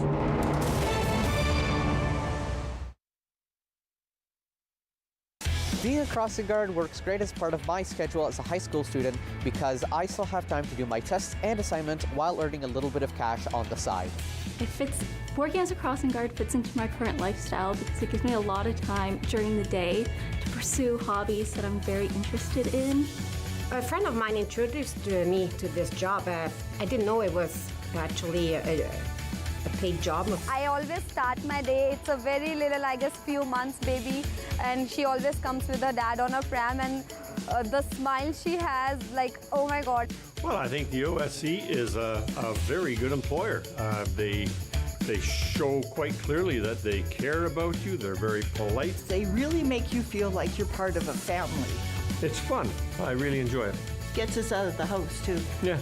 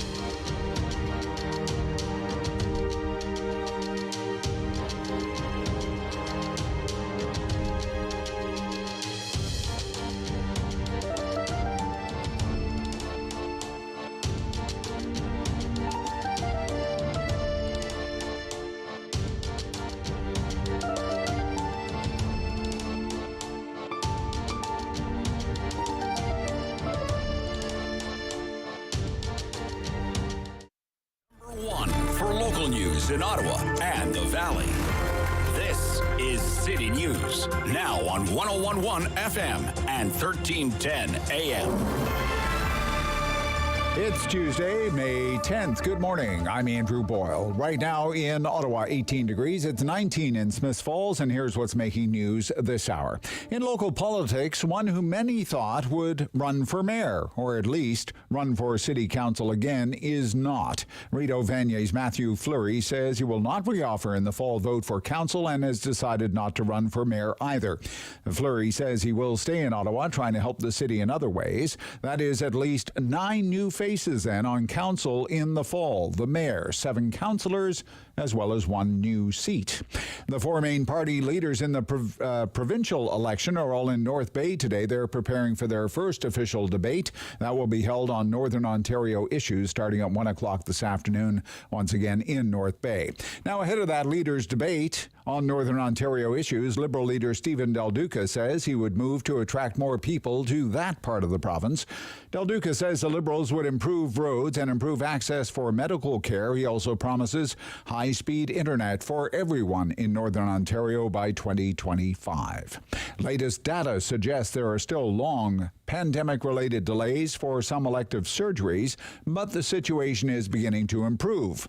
The Canadian Institute for Health Information says 600,000 fewer surgeries were performed nationwide since the start of the pandemic. In the early months, just 51% of patients got joint replacement surgery in the recommended time frame. That rose to about 62%, though, between April and September of last year. City News Time, 10:33. I'm Andrew Boyle. For news anytime, follow up online at ottawa.citynews.ca. Talk back. Hello. On the Rob Snow Show. The phone lines are open at 613-750-1310. Now, the Rob Snow Show continues. Question for the hour, and it's been a hot one. Should COVID-19 vaccines be mandatory for students so they can attend Ontario Public School? No shot, no school. That is the promise. It was made a few days ago by the Ontario Liberal leader, Stephen Del Duca, announcing his school vaccine policy. Let's listen to the Liberal leader. So today I'm here to announce that if elected, Ontario Liberals will make the COVID-19 vaccine for kids part of the universal roster of vaccines that are required for kids to attend publicly funded schools right across the province of Ontario. Okay. All right. There you go. See, one of the things I was wondering about going into the election campaign was how, if at all, the opposition parties were going to go after Doug Ford for his handling of the pandemic. Would they try and score political points? Would they try to relitigate the pandemic response? And the reason I was curious about this is I'm not sure if there's a lot of ground to be gained with that strategy, because the number one issue right now is the cost of living. It's not COVID, it's the cost of living. The pandemic's in the rearview mirror for a lot of people. The warm weather's here, businesses are open. People who wanted to get vaccinated or wanted to get their kids vaccinated, they've been able to do that for months and months and months and months and months. Mask mandates are lifting. People are still wearing them, but it's not mandatory to wear them anymore. In other words, life's getting back to normal. And for the most part, in previous elections, voters have been willing to give the incumbent government the benefit of the doubt on their handling of the pandemic. Most of them, the elections I mean in this country, with the exception of the Nova Scotia Liberals, they've all won re-election, right? When there's been a pandemic election. Trudeau just won a pandemic election.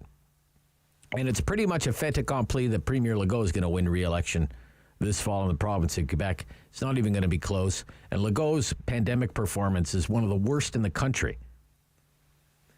In other words, the pandemic is looking backward, politically speaking, and people have more pressing concerns. Like, what are you going to do for me today?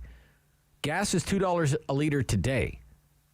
I can't afford to feed myself. Higher interest rates, unaffordable housing, inflation, the cost of living has totally replaced the pandemic as the top issue. I think the Liberals are trolling for votes. But I think they might find out there's not as many as they think there are. So this amounts to a vaccine mandate for students. Why would they go there? I think the same reason the Trudeau government went there. It's wedge politics, demonize, divide. Remember, Joel Lightbound, the Quebec Liberal MP, said there was a deliberate move by the federal Liberals in the last election to label people as bad people who were not vaccinated, that they were misguided or much, much worse, right? Those people. And it was deliberate. So I think Del Duca wants to take this issue of vaccine mandates and shove it right down Doug Ford's throat and accuse Ford of being sympathetic to anti-vaxxers. And anyone who would consider voting for the Ford PCs must be lost or dumb or fringe or racist and all the rest of it. It was right in actually their announcement in the literature that Doug Ford sympathizes with anti-vaxxers and he loves the truckers and all of this stuff. Anyway, let's get back to the phones. I think they're trying to play wedge politics. Linda in Barrhaven. Linda. Oh, hi. Hi, Bob, Linda. How are you today? I'm okay, Linda. Thank you. It's very busy around here. Should the COVID-19 vaccine be mandatory for students in order for them to attend school? Definitely not. Okay. Because this is not a disease. All the diseases that the vaccines are mandated for, they have been eradicated by vaccines. A virus can't be. And as people have noticed, the vaccine doesn't do a heck of a lot of good. People have been vaccinated 3-4 times and are still getting sick. Mm-hmm. And probably some of them dying. So my vote is definitely not. Definitely not. Okay, Linda, thank you. Out in Barrhaven this morning. Thank you for calling. Let's take this line. In Ottawa South, James. Hi, James. Hi. You're on City News, James. Should COVID-19 vaccines be mandatory for students in order for them to attend school? Good morning. No, they should not be. Okay. And why do you say that, James? Well, so as it's been stated, the vaccine reduces symptoms. It does not reduce spread. If a parent wants their child to be at home longer, potentially with worse symptoms, then that's their choice. Getting a kid vaccinated does nothing to protect other kids from catching COVID because vaccines don't reduce spread. And to your point of, are the Liberals trolling for votes? Absolutely. They're trying to get the teachers union to pressure their members. That's purely what this is. Okay. I guess I was hoping all this toxic stuff, the politics of vaccine mandates, I was hoping they were behind us, I guess not, though. I guess not, so. The Liberals preach against exclusivity, but they're the first ones to go that way. Okay. It's hypocrisy to the 10th degree. All right. Thank you. Okay. Let's get back into it here. Let's take this one here. John in Ottawa. John, you're on City News. Hello. Hi, John. Yep. No, I'm against the vaccine for the children. Okay. Making it mandatory to go to school. You're against that? Yes. Yes. And why is that, John, if you don't mind me asking? I don't really think it's a vaccine. This isn't a real vaccine. This is gene therapy. It's not going to stop. And the children aren't dying from COVID. They used to have these measles parties where they would actually encourage children to get it so that they could build up immunity. Yeah, I think that would be probably much more effective than getting the vaccine. Measles can be a severe disease for some children with lifelong problems if you get the measles. For some children. Jennifer in Canada, but that's a debate for another day. Jennifer in Canada. Hi. Hi, Jennifer. How are you? I'm okay. I'm okay. I don't want to get into the weeds on, vaccine data and this and that and the other thing. I just want to know if it should be mandatory or not. That's really all I want to know, and maybe a quick defense. Okay. Absolutely not. Okay. The lady that said there's been more research maybe on this vaccine she needs to check her facts. Most vaccines go through 10 years of study before they're given to children. This one has had maybe 2. Okay. All right. Thank you. So not researched enough in your opinion. Gotcha. Again, I'm saying only 35% of children between the ages of 5 and 11 are fully vaccinated in Ontario. So that's a lot of children. It's probably, by my estimate, it's probably close to 2 million children. So hundreds of thousands of parents. They can't all be, right-wing, anti-vax, freedom convoy loving, truck-driving parents, right? Gordon, Bell's Corners. Gordon, you're on City News. Oh, hello, Rob. How are you? Hi, Gordon. Thank you. I'm fine. What's your opinion on this very popular issue today, Gordon? Oh, a definite no. Definite no. Okay. And why is that, Gordon? Well, two things. One, I think it doesn't even account for natural immunity for any kid who may have had it. Plus, okay, how often are they going to need this? Because the efficacy seems to drop quickly. But to me, it's like, is Del Duca trying to lose the election? Because this is such a divisive type approach. I even think some Liberal voters will go, you're not going to mandate my children. I already made the choice not to before. I'll vote for somebody else now. Right. See, that I think may be a miscalculation just based on the data. 35% fully vaccinated. That's 65%. I think you hit it right on the nose. Only 35%, and they can't all be Liberal voters. No, so some of them are going to be like, well, you're not going to get my vote just because I want to take care. I'll make the decision for my own children. You're not going to make that decision. Okay. Thank you, Gordon. Thank you. Yep. There's a free line. When you hear somebody hang up, that's your cue to call. Julie in Ottawa. Julie. Hi. Julie. Definite no. Definite no.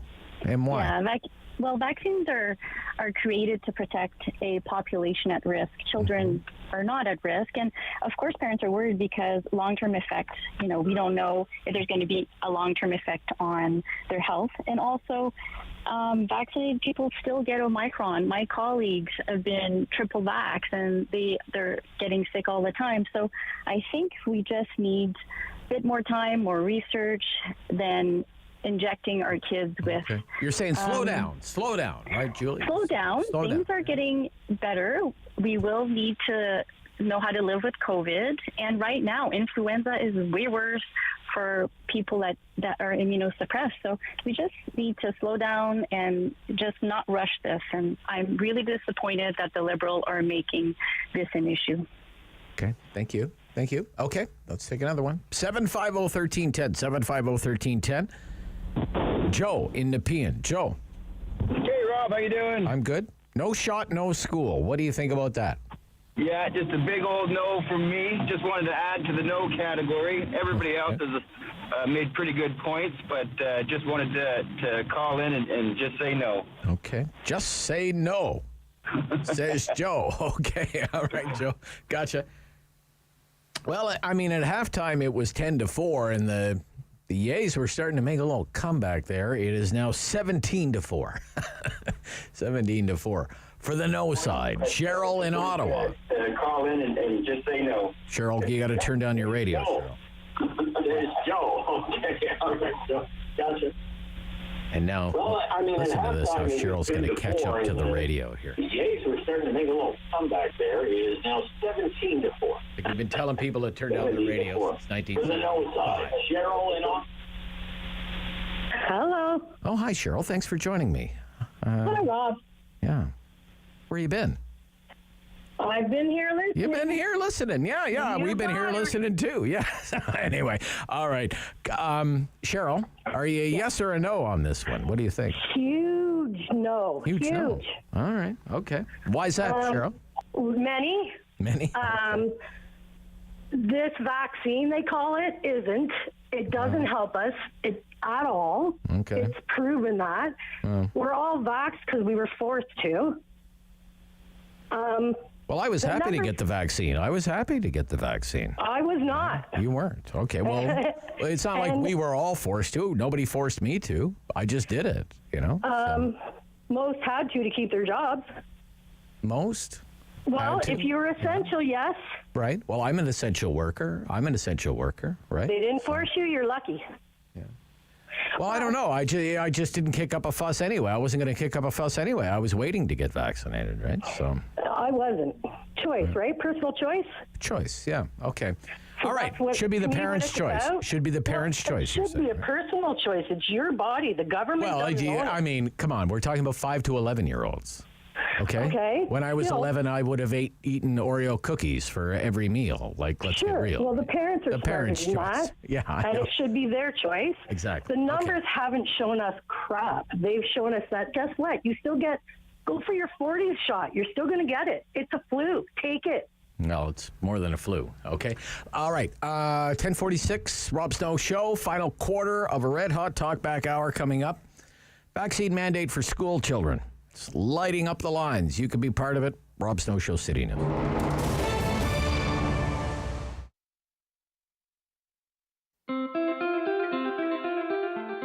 Riding requires attention and focus. No distractions, no moment of unawareness, because one brief moment can cost a lifetime of other moments. Everyone deserves to arrive home.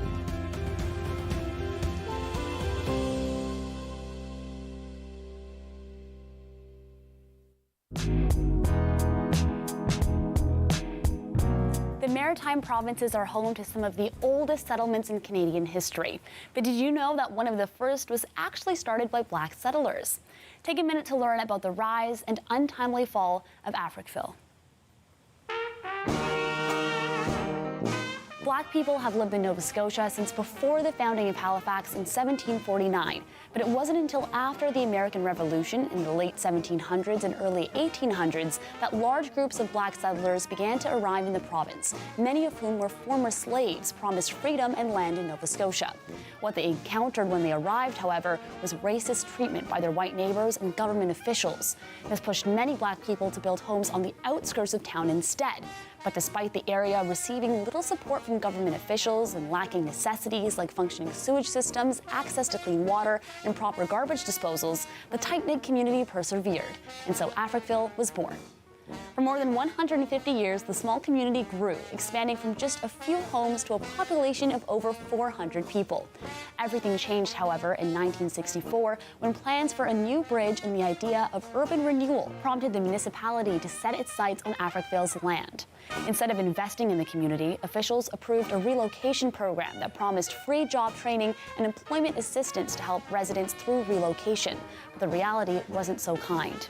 Residents had their belongings moved in city dump trucks and homes were demolished immediately after their owners left. Of the 400-plus people living in Africville, only 14 residents held clear legal titles to their land, so the rest were only given $500 with the promise of more social aid in the future. Not much else was actually done to support Africville and its residents until 2001, when a United Nations report called for reparations to be paid to the community. In 2010, Halifax Mayor Peter Kelly apologized for the atrocities against Africville as part of a $4.5 million compensation deal.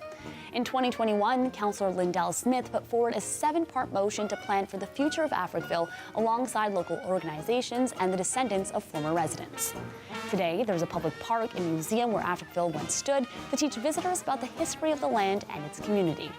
If you've never heard of Africville, you're not alone. The tragic story of this small black community in Nova Scotia is not as well known as it should be. It's time to talk back On the Rob Snow Show. Have your say and call now. 613-750-1310. You could get an exemption.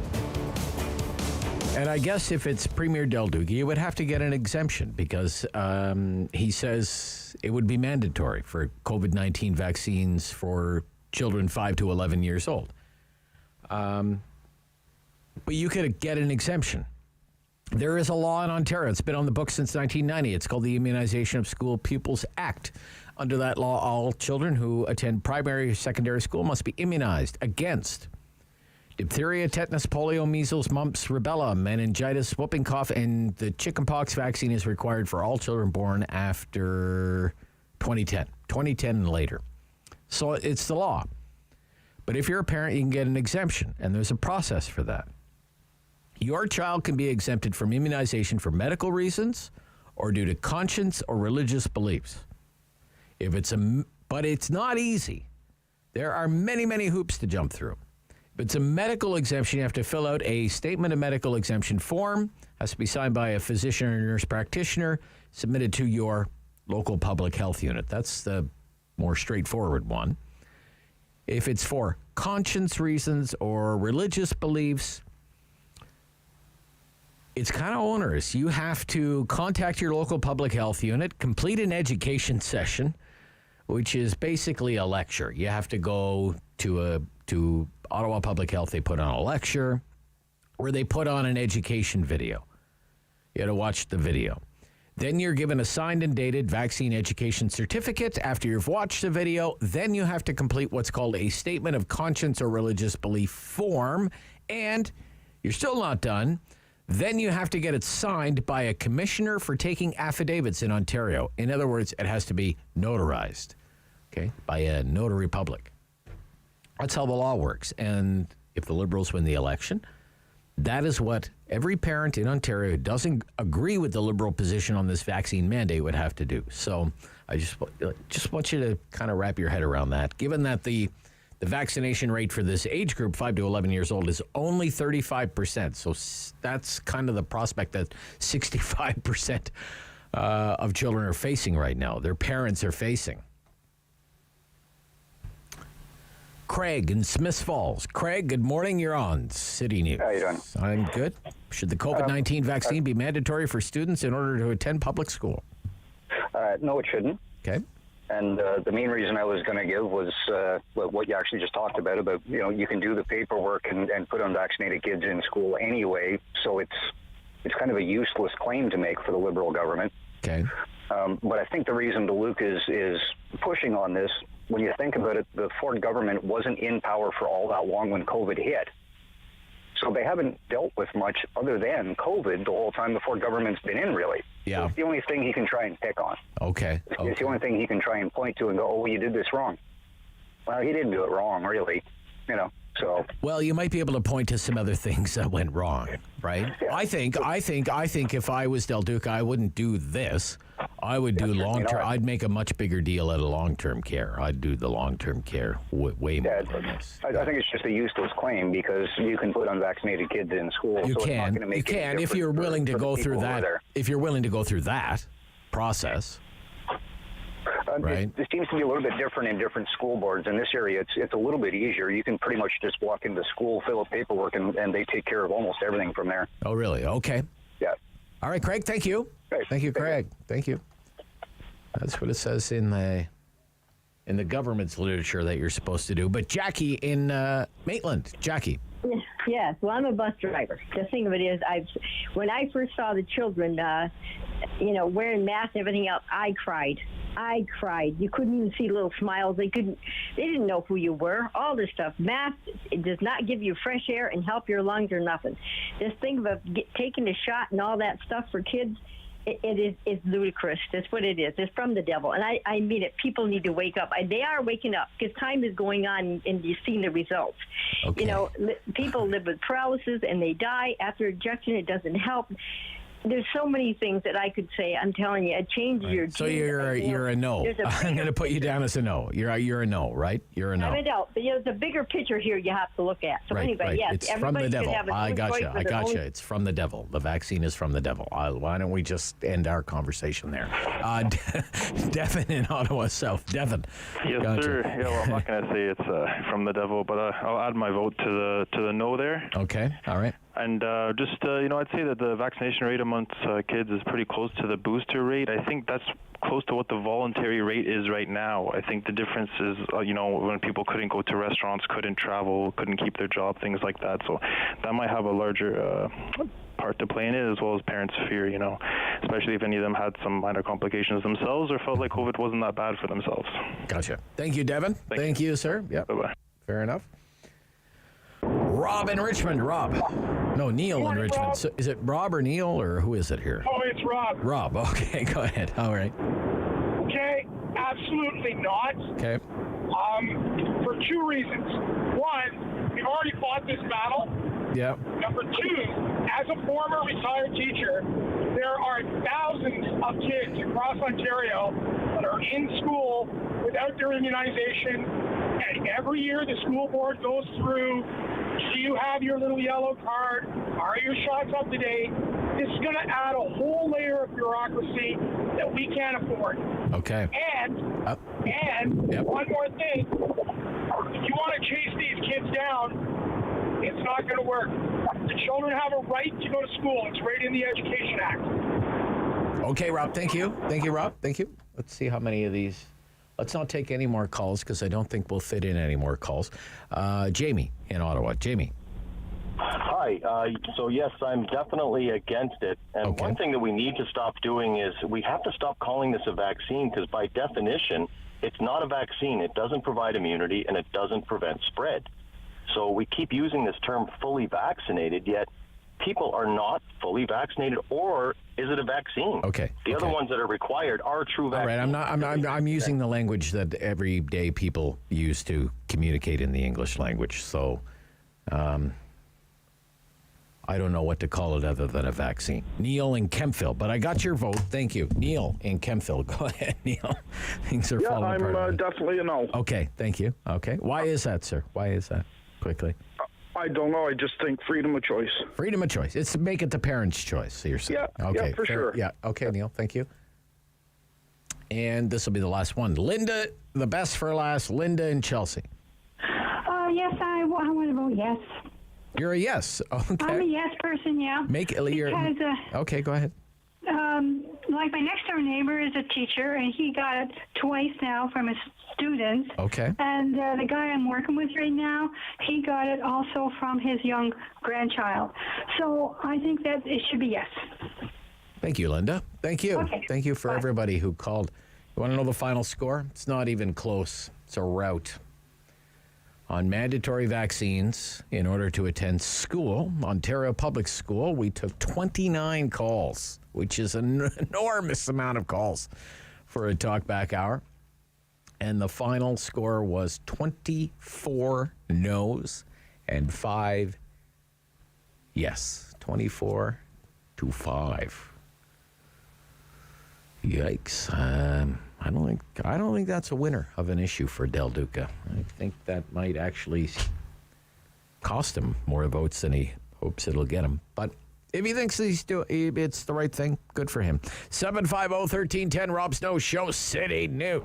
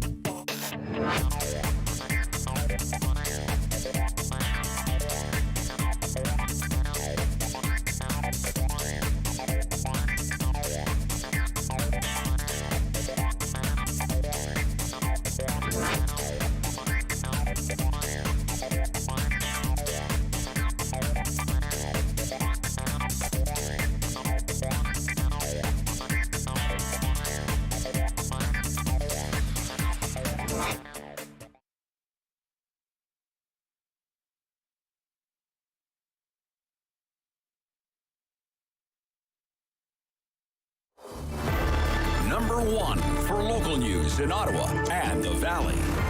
This is City News, now on 101.1 FM and 1310 AM. It's Tuesday, May 10th. Good morning. I'm Andrew Boyle. Right now, 18 degrees in Ottawa, 19 degrees in Smiths Falls. Here's what's making news in Ottawa and the Valley. Well, you're certainly digging deep into your wallet just to fill up the gas tank. The price at a record high across the country, hovering either above or just below $2 a litre. So far, the federal government has not taken any action to provide any relief. One expert says that may have to change if the rising price doesn't plateau. Here's City News Parliament Hill reporter Cormac McSweeney. There's growing pressure for the federal and provincial governments to do something to lessen the pain at the pump. Former parliamentary budget officer Kevin Page, now with the Institute for Fiscal Studies and Democracy, tells me if the cost keeps rising and the price of goods keep going up, governments may have no choice but to take action to prevent a crisis. The federal government has excise taxes on gasoline and diesel, and there's the GST as well. And, there's a carbon price backstop as well. Some are already taking steps. In the Ontario election, there are promises of a temporary 5-cent tax cut. And in BC, residents have been offered a one-time rebate check of $110. Page says there are policy trade-offs, though, to all this, noting our energy industry is benefiting, the taxes pay for roads and bridges, and the high prices could help us achieve our climate targets. Page stresses the high prices are happening all over the world, and the recent spikes are driven by Russia's war in Ukraine, so there's a moral component to this. Ukrainians are they're paying in blood, and the rest of us are probably paying with their pocketbooks. Cormac McSweeney, Parliament Hill. City News Time, 11:02, and now your forecast. Here's meteorologist Jill Taylor. Well, another gorgeous day for us, and this stretch will continue for the rest of the week. Mainly sunny, warm, the high 24 degrees today. Tonight, mainly clear near 9, and tomorrow, sun and cloud up to 28. Could see a record high tomorrow. For today, the high 24. And right now, it's 18 degrees in Ottawa, 19 degrees in Smiths Falls. Rideau Vanier City Councillor for the last dozen years is not going to reoffer in October. Matthew Fleury posting on Twitter today a decision not to seek re-election. While not an easy decision, Fleury says it is the best for him and his family. He's calling for a city councillor, or being a city councillor was a privilege of a lifetime. As for the future, Fleury says he will remain in Ottawa and is determined to help shape the city in some new ways. It means there will be at least 9 new members on City Council when the October 24th vote is counted. On the provincial campaign trail, the 4 major party leaders will be sparring over issues affecting Northern Ontario today with the first official debate. Here's City News reporter Laura Carney. Progressive Conservative leader Doug Ford, NDP leader Andrea Horwath, the Liberals Stephen Del Duca, and Green Party leader Mike Schreiner are in North Bay today for the first debate of this election campaign. It's an afternoon affair set to take place at 1 o'clock. The leader is expected to be asked about regional issues, including municipal revenue tools, addiction and mental health, and highway maintenance and safety. Part of Liberal leader Stephen Del Duca's platform includes ensuring high-speed internet for all, including First Nations communities. In the NDP's Northern platform, Andrea Horwath is promising to add more local health centers. Doug Ford has been in Northern Ontario for a few days now and has been pledging his party commitments to restore Northern passenger rail service and rebuild Highway 101 through Timmins. Election Day is June 2nd. Laura Carney, City News. City News Time, 11:04. I'm Andrew Boyle. For news anytime, follow up online at ottawa.citynews.ca. The world is changing. So keep up with Rob. The Rob Snow Show returns on Rogers TV and City News, 101.1 FM and 1310 AM. He's my friend on the right side of things. You hear him on talk radio stations all across the country, syndicated columnist and former speechwriter for a guy named Stephen Harper. Michael Taube is back with us on City News on the Rob Snow Show. Good morning. Hey, good morning, Rob. How are you? I'm good. So I haven't had a chance, and I'm really looking forward to getting your takeaways from the first debate for the candidates in last week's Conservative Party leadership contest. There's another debate tomorrow. An official debate in Edmonton. So, before, let's kind of reset this. Let's kind of set this up with some audio. We have, I thought this was a really interesting exchange. Pierre Poilievre, Leslyn Lewis, because I really do think Pierre Poilievre really wants the down ballot support of Leslyn Lewis. Yep. And he hasn't said a lot about Leslyn Lewis, but Leslyn Lewis had a lot to say about Pierre Poilievre and his support for the truckers.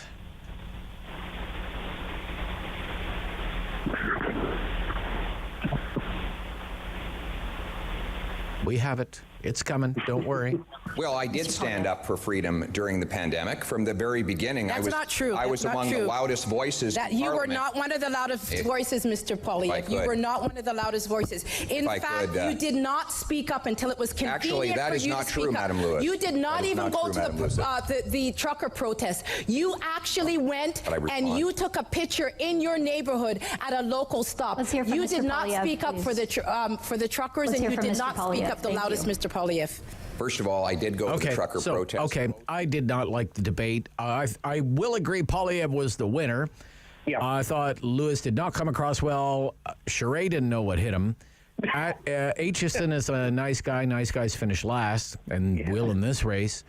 The other guy doesn't have a chance either. Roman Baber. No. Baber, No, okay. he doesn't.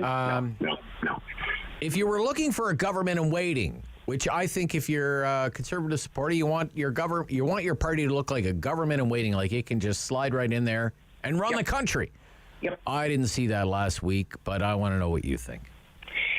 Well, look, you have to be realistic about it. This is a sort of meeting where you're speaking in front of conservative grassroots supporters and conservative supporters in general.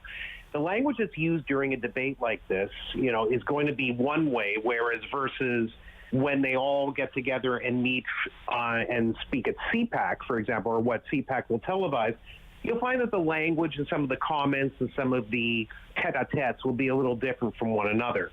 I'm not justifying the way that this debate ran.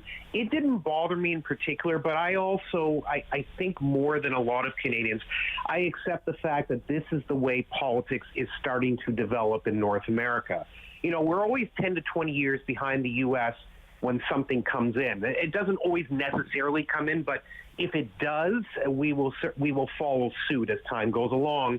And one of those things, as we've seen from American debates, and I'm sure you've seen it, Rob, is that the language is getting stronger. It's more vitriolic. It's just unfortunately becoming an environment where intellectual discourse, intellectual debate, the ability to agree to disagree, and things of that nature are becoming less salient and less visible when it comes to debates. And whether people like it or not, and whether Canadians say, oh, no, we're different, no, what we're seeing now is sort of coming along has been coming along for a while. We've seen little glimpses of it here and there, and this sort of is a bit more of a pronounced statement, but this is what we have to sort of expect. And the Liberals, the NDP are all going to be doing the same things, and they already are starting to do the same things, and they deny it, but it's there. It's just part of the formula. All right. Again, I'm not justifying it, but it's the way it is. But did the debate bother me? No, not really. No. Okay. Let's listen to another exchange here, because this is what I mean when Charest didn't know what hit him. Like, he knew he was getting in there with a pit bull, but he didn't realize what that meant until the pit bull actually grabbed him by the neck and started ragdolling him, right? So this is about Huawei. Let's play the Huawei exchange here. Okay. If we're going to unite this country, we have to come clean. Mr. Charest needs to come clean with how much money he got from Huawei. We need to know the truth here. The Liberals are going to ask that. He's never told us how much he got paid. This is a company whose software and hardware has been banned from the 5G networks of 4 of the 5 I countries because of allegations, and many cases proven, that they have used it for espionage. Mr. Charest, how much money did you get from Huawei when you were working for them, either directly or indirectly? Just the number, please. How much? Just the number. Can I? Mr. Charest. Are we talking about the company that Stephen Harper welcomed into Just Canada? The number, please. How much? In 2012. How much, sir? We're not on a student council here, Pierre. How much? Pierre, this is not a student council, please. How much? This is the security of the country, Mr. Charest. It's not a laughing The pit bull has to ragdoll by the neck right now, right? How much? He did that. He did that during the We Charity, We Charity stuff. COVID with Justin Trudeau. Yeah. There's actually scenes of it for sure. Right. Yeah, and And Trudeau, as for this talking over, Trudeau does that all the time in leaders' debates. He's done that in the last series of leaders' debates. He never lets the other person answer the question. He always interrupts and talks over them. Anyway, Charest has to have a better answer than that. Yep, he does. Right? No, this actually showed in many ways why he really is not suitable, not only as a leadership candidate, but to run any longer. He doesn't know how to handle himself in a debate environment, which, as I said in the first off the top, has changed quite considerably. And he certainly did not know how to handle himself when this sort of thing attacked him because, again, Jean Charest was a politician many years ago. He's been, he hasn't run, he hasn't been in an election for quite a few years. Things have actually changed, not just in the political arena, but in the way debates are conducted. And, you can't just have an answer of pushing back and starting to accuse Stephen Harper of things, which, by the way, he was actually wrong with the date initially. He started blaming Harper that it happened in 08, it happened in 12, and it's nuttiness that, he just doesn't even have his facts straight either. But again, Jean Charest has just looked weak through this whole thing. He has been uninspired. His voice tends to be pretty monotone. He doesn't have great answers or great responses. He was never a master of, say, zingers or one-liners or buzz clips or all that. That was never his style.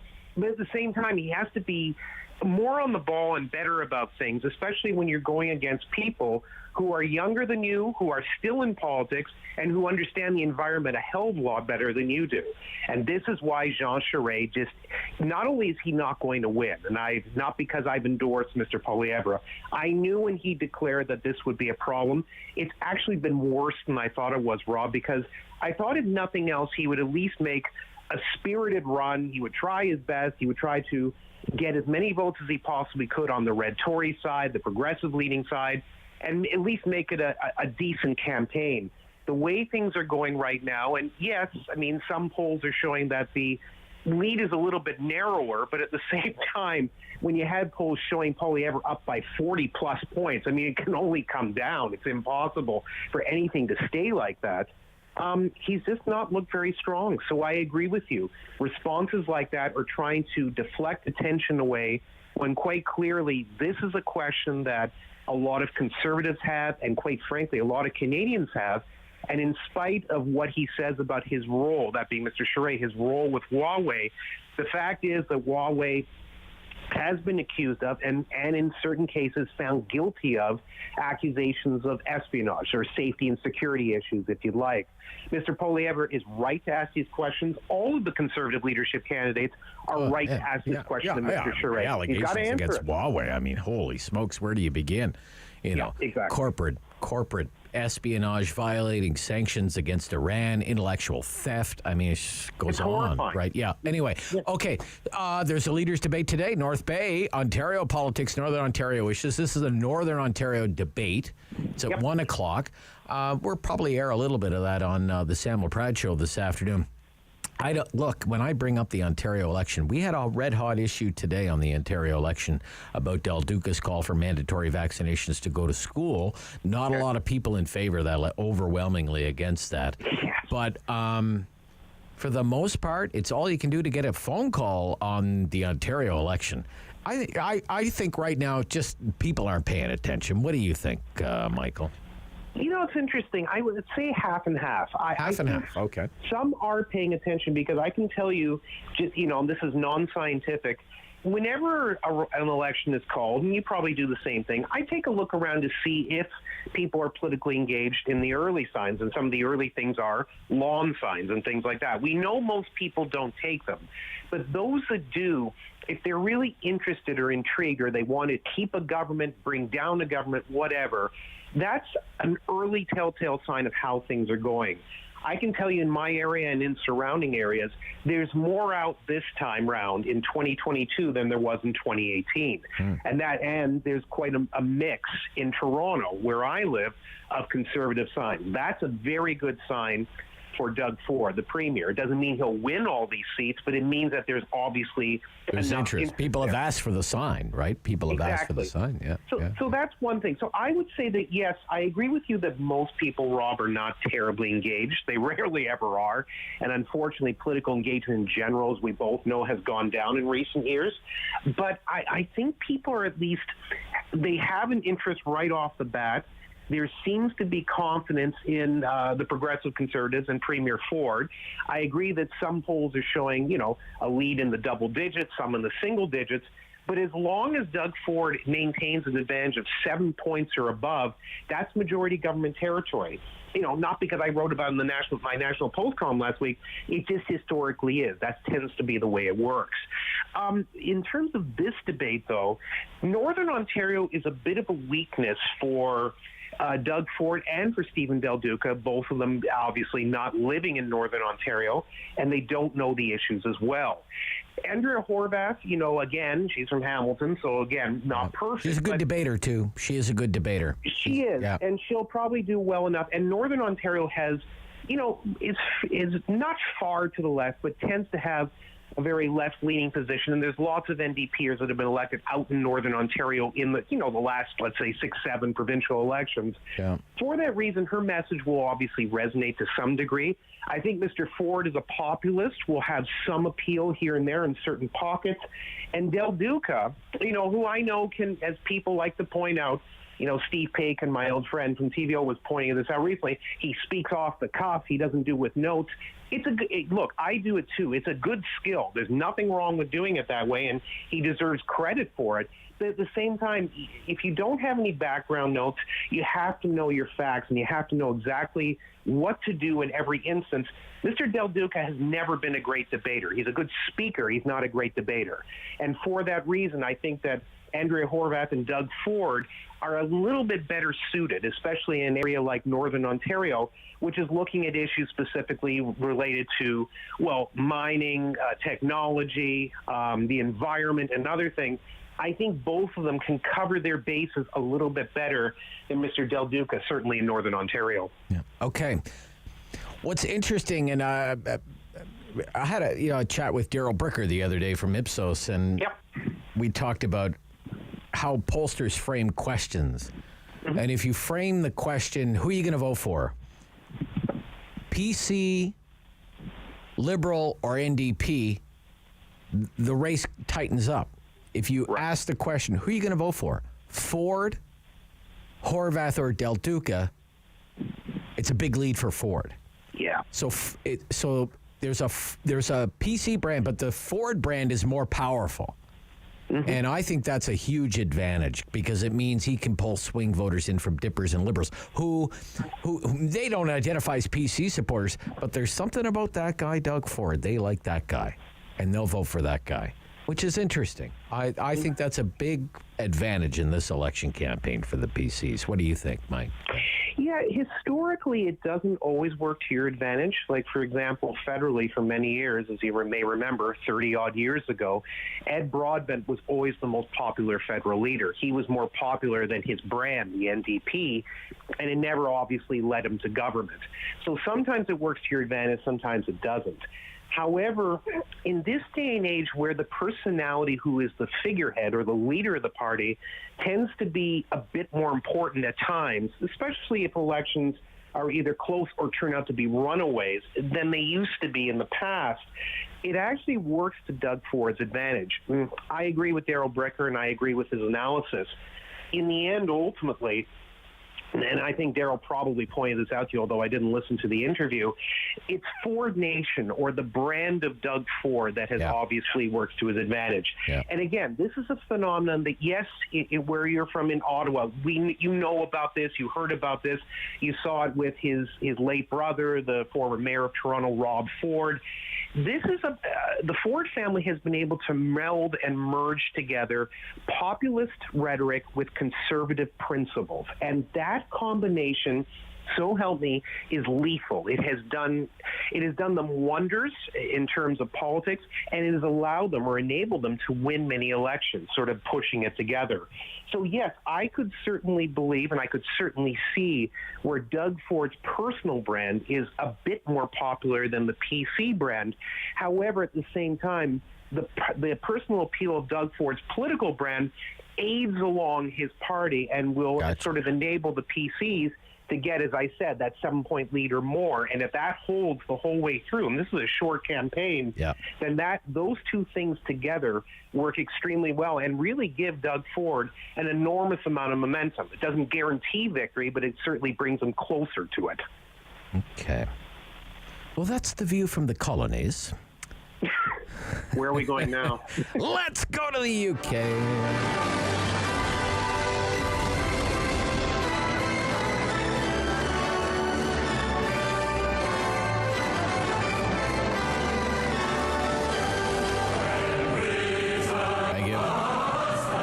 Her Majesty did not. Hello, everyone. Thank you, Michael. Thank you. Her Majesty did not read the speech from the throne today. It is the first time she has missed the event in 59 years. Yeah. The Prince of Wales, Charles. This is a highlight. Charles reading the speech from the throne, outlining the government's, Her Majesty's agenda. Her Majesty's agenda. Her Majesty's government's priority is to grow and strengthen the economy and help ease the cost of living for families. Her Majesty's government will level up opportunity in all parts of the country and support more people into work. Her Majesty's ministers will continue to support the police to make the streets safer and fund the National Health Service to reduce the COVID backlogs. In these challenging times, Her Majesty's government will play a leading role in defending democracy and freedom across the world, Her Majesty's including continuing to support the people of Ukraine. Her Majesty's government. Her Majesty's government. There will come a day. There will come a day. Very to the point, isn't it? Very direct, right? The way it's written. Yeah. Like one thought per sentence there. It's really an interesting style. The Queen is not well. My wife is quite concerned by this, actually. And I suspect we'll see more of this, Charles filling in for her. And I guess we all have to prepare for the eventuality of King Charles, Michael. Of course. No, and I mean, we always knew it was coming. I mean, that, we don't live forever. We know that eventually at some point there was going to be a change in the monarchy. No, I think that, and again, I heard a little bit of the clip you did, and I've heard little clips here and there before this interview started. Prince Charles has, as you correctly said, a certain speaking style, and it tends to be very much one thought in one sentence. That's just the way he is. He's not a very gregarious individual, so you have to build or craft a speech that way. And to be fair, Queen Elizabeth II's speeches are not designed much differently. She moves a little quicker in terms of her speech, but it's the same sort of thought process. Regardless, and that doesn't make a difference, this is something we have to get used to, and this is something that we will see and hear more often. And, it's unfortunate that Queen Elizabeth II was not able to attend. She has been having some health issues, especially when she contracted COVID-19 just recently. I guess it's still been slowing her down. Plus, as well, she's in her 90s. She's 96, she's not obviously, right? 96. 96. She's obviously not, the same as she was 15, 20, 25 years ago, and that's fine. If we all get to that point, God willing, that's exactly what will happen to many of us, and it's fine. She hopefully will be able to reign a few more years. That would be nice. It would be quite nice if she actually made it to the age of 100. But regardless, as you said, this is the beginning of the stages of the transfer of power, basically where the royal duties are being gradually moved to Prince Charles. And this is not the first example of it. There have been several. But yes, the inevitability of King Charles is coming, and this is our first exposure of it and the first speech from the throne that we've heard from Charles, and there'll be many more as time goes along. Yep. Well said. Well said. Thank you, Michael. That's our time. All at My a time. pleasure. Man, Have a it flies great by. week. Thank you, Michael Taube, syndicated columnist and former speechwriter. This is the Rob Snow Show on City News.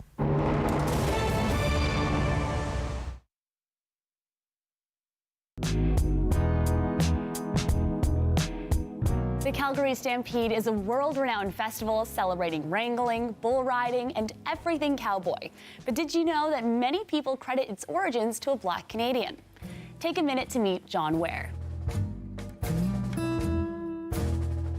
The word cowboy has racist roots. Before the American Civil War, white ranchers were called cowhands, but the enslaved black men and women working alongside them were actually referred to as cowboys to infantilize and disrespect black ranchers. The legend of cowboy John Ware is full of impressive feats and awe-inspiring skill, including the ability to train even the wildest broncos and easily hold a horse on its back.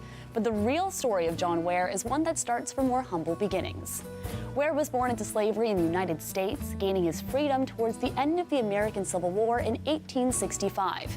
Ware's skills with cattle ranching developed as he traveled throughout the United States, eventually settling in a town southwest of present-day Calgary, Alberta, which made him one of the first black pioneers in the prairies. Over time, news of Ware and his amazing cowboy skills began to spread, and people came from across North America to witness his horsemanship and skills as a rancher. Eventually, Ware went on to own many of his own ranches. In 1892, he became the first man in Western Canada to earn the title of steer wrestler, and Ware's feats in local contests set the stage for the Calgary Stampede Rodeo we know today. In September of 1905, Ware was killed in a freak accident with his horse, and more than 10,000 mourners from across the region attended his funeral, making it one of the largest in Alberta history. Though his true story is difficult to separate from the legends around him, Ware's status as a respected forefather of cowboy skill continues to be celebrated today. Ware has dedicated monuments across Alberta, including several sites near his first ranch, a Calgary school in his namesake, and a building at the Southern Alberta Institute of Technology. Well, you know, Big Brothers Big Sisters, we've been in the city for over 50 years, supporting youth between the ages of 6 and 24 and providing these amazing relationships, these amazing mentoring relationships to them. And, you know, what I've seen, I've been with the organization 10 years, and in my 10 years, I've seen some transformational life-changing relationships that, you know, youth that have been meeting with their mentors from the age of 6, who go on to be meeting with them until they're 18 plus, who are now, some of them are graduating from university, some are going to their mentors' weddings, being part of the family and being there when they have additional siblings, etc. So it's just an amazing thing to watch, that it's life-changing and life-lasting. Yeah, and you're always looking for new initiatives. I think most organizations are, and you know, even pre-pandemic, always looking at something, you know, new and interesting ways to raise funds, raise awareness. And you have a new one called Thrive. Tell us about it. Right. So Thrive actually started as our Clothes for Kids' Sake program. In 2016, you know, we were trying to find new ways to raise dollars to support our mentoring programs.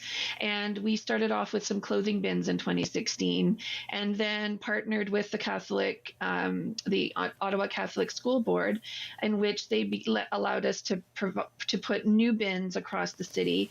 And so we've been collecting clothes since 2016, and we're just over the £1 million mark of how many clothes we've actually collected. Wow. And yeah, amazing. An amazing partnership with the Catholic School Board. And that was phase 1. And we collect gently used clothing. We don't collect anything else. Right. In phase 2, we really wanted to collect, we wanted to move into potentially a retail location. And in 2020, obviously things didn't happen. COVID occurred. Mm-hmm. So we weren't able to open up a store, but we opened up a thrift store. And Thrive Thrift Select is where you can go and buy gently used clothing online. And we have items for young people, items for adults, items for infants, and we ship Canada Post, or you can come and pick it up at our location right now at Confederation High School in Ottawa, which is where our offices are. But really the goal is we're doing two things, right? We are providing support to our youth in Ottawa, because the dollars we raise come right back into our programs, to our mentoring programs. And the second piece is we're helping the environment. Keeping £1 million of clothes out of landfills has been really significant. And also being able to bring these dollars back in to be able to create our mentoring programs and provide these opportunities for our youth.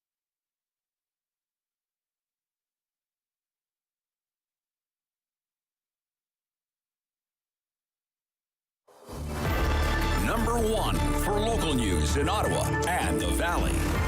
This is City News, now on 101.1 FM and 1310 AM. It's Tuesday, May 10th. Good morning. I'm Danielle Bain. Right now in Ottawa and Smiths Falls, 20 degrees, partly cloudy skies. Here's what's making news this hour. Looking ahead to the municipal election in the fall, we've learned that a certain city councillor won't be seeking re-election. Rideau Vanier City Councillor Matthew Fleury posting his decision on Twitter earlier, saying it wasn't an easy decision, but it was the best one for him and his family. Fleury says he will remain in Ottawa and is determined to help shape the city in new ways. The four major provincial party leaders are in Northern Ontario today for the first debate of this election campaign, set to begin at 1 o'clock.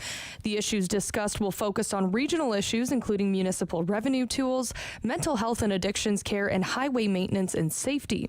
Liberal leader Stephen Del Duca's platform includes his promise to ensure high-speed internet for all, including First Nations communities. NDP leader Andrea Horwath is promising to add more local health centres, and Conservative Party leader Doug Ford is pledging to restore Northern passenger rail service and rebuild Highway 101 through Timmins. Ontario is reporting 19 new deaths linked to COVID-19 today after reporting no new deaths on Monday. The province says there are 1,555 people hospitalized with the virus, up from 1,213 the previous day. The number of people in intensive care decreased slightly today to 188 from 201 the day before. And in sports, the Toronto Blue Jays are in New York City taking on the Yankees tonight. You can catch that game right here on 101.1 FM and 1310 AM. City News Time, 11:32. I'm Danielle Bain. For News Anytime, follow up online at ottawa.citynews.ca. Firm. Fair. Fun. The Rob Snow Show returns On Rogers TV and City News, 101.1 FM. and 1310 AM. Again, 1 o'clock is showtime for the leaders, the party leaders, running in the Ontario election campaign. And this has become a regular feature of Ontario election campaigns, a Northern Ontario debate, issues for Northern Ontarians. What are they? What are they? I'm pleased to have on the Rob Snow Show today Professor Livio DiMatteo, Professor of Economics at Lakehead University and also a Senior Fellow at the Fraser Institute. Morning, Professor. Good morning, Rob. How are you? I'm good. Great to hear from you. So you're an economics professor, so why don't we talk about the economy of Northern Ontario? Give us a sense of it and what some of the big issues, challenges are for Northern Ontario's economy right now. Well, the Northern Ontario economy traditionally has been slower growing relative to Southern Ontario. A lot of the employment is rooted in the public sector. Almost 30% of the employment tends to be public sector employment. And so a lot of people in the North are looking for more sources of robust growth. And the best agent there seems to be, or the best sector there seems to be mineral development, particularly the Ring of Fire. And so there's a lot of interest in what the party leaders have to offer in terms of their plans or policies to, open up the far north to the mining development, projects that have been talked about now for almost 20 years. Yes. Not a lot of progress in the last 4 years. as I understand no, it. there hasn't particularly been with a road, building a road, right? Well, there hasn't been a lot of progress, period. I mean, part of the issue is wrapped up with some of the other issues. I mean, along with economic development, there's infrastructure and access, so those are also issues. And so the incumbent government, the Conservatives, have promised to spend almost $1 billion on a road up to the Ring of Fire.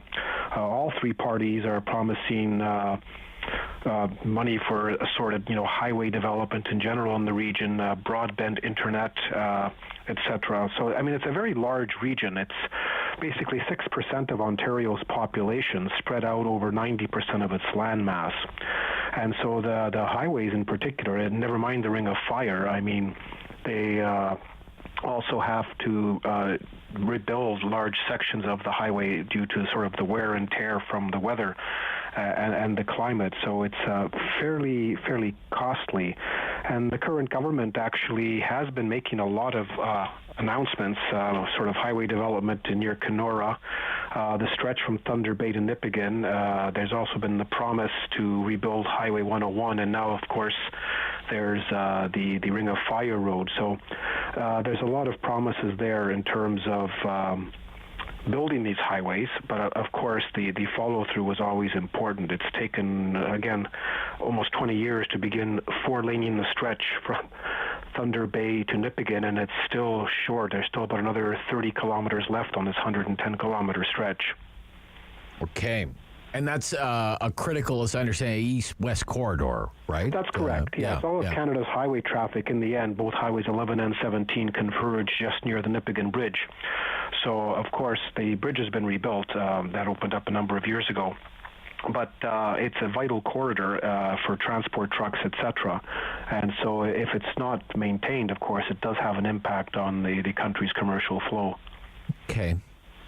So when I think about some of the economic trends that are in place right now, there's a substantial increase in the cost of living, food prices, fuel prices. How is that playing out in Northern Ontario? Well, those kinds of issues are actually similar here as they are to Southern Ontario. I mean, housing costs have really surged here, although, I mean, the average bungalow here is still, would be considered, a bargain, I suppose, in Toronto, at, $400,000. But, the prices here have gone up, 20% also in the last couple of years from what they were. Rents have risen. The price of gasoline is an issue. And, this morning in Quebec Falls, just west of here, gas hit $2.09 a liter. So, I mean, the GTA area has seen gas prices in, $1.95, $1.96. Here, they've surged above $2 a liter, and people drive long distances here. We tend to measure, our trips in days. It's 1 day to Winnipeg or the Sioux, 2 days to Toronto.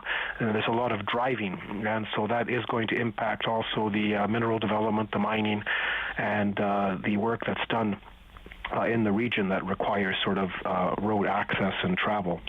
And of course, the increase in costs in terms of cost of living, etc., can also be a factor in trying to recruit people up here in terms of labor. There is a labor shortage here. There's a labor shortage throughout the province, but the labor shortage here has been here for a while because the province, the region here has been aging. Its workforce has been aging, relatively speaking, at a faster rate.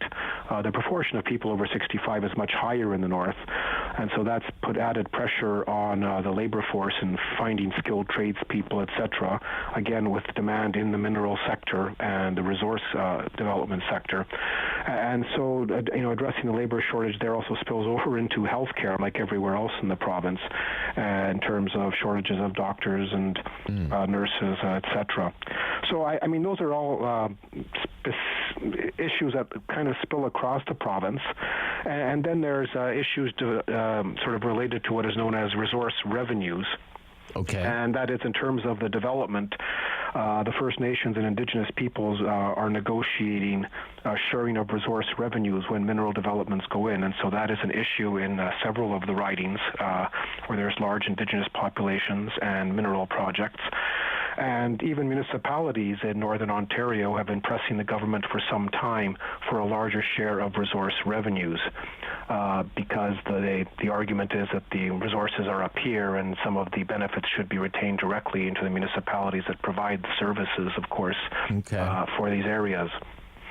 One of the things I've found is, being from Atlantic Canada, is that when you have a certain geography, but it's sparsely populated, and you have, say, one metropolitan area, if you think Nova Scotia, Halifax, then the healthcare gets concentrated in Halifax, and everybody from all across the province has to go to Halifax if they need any kind of specialized health care. How does that play out in a place like Northern Ontario? Well, healthcare. I mean, does everybody go to Thunder Bay for healthcare or Timmins for health? Just how does that play out, I wonder? Yeah, it depends on whereabouts you live. In the Northeast, Timmins, Sudbury, the Sioux, and North Bay tend to be healthcare centers for the surrounding population. In the Northwest, it's essentially Thunder Bay.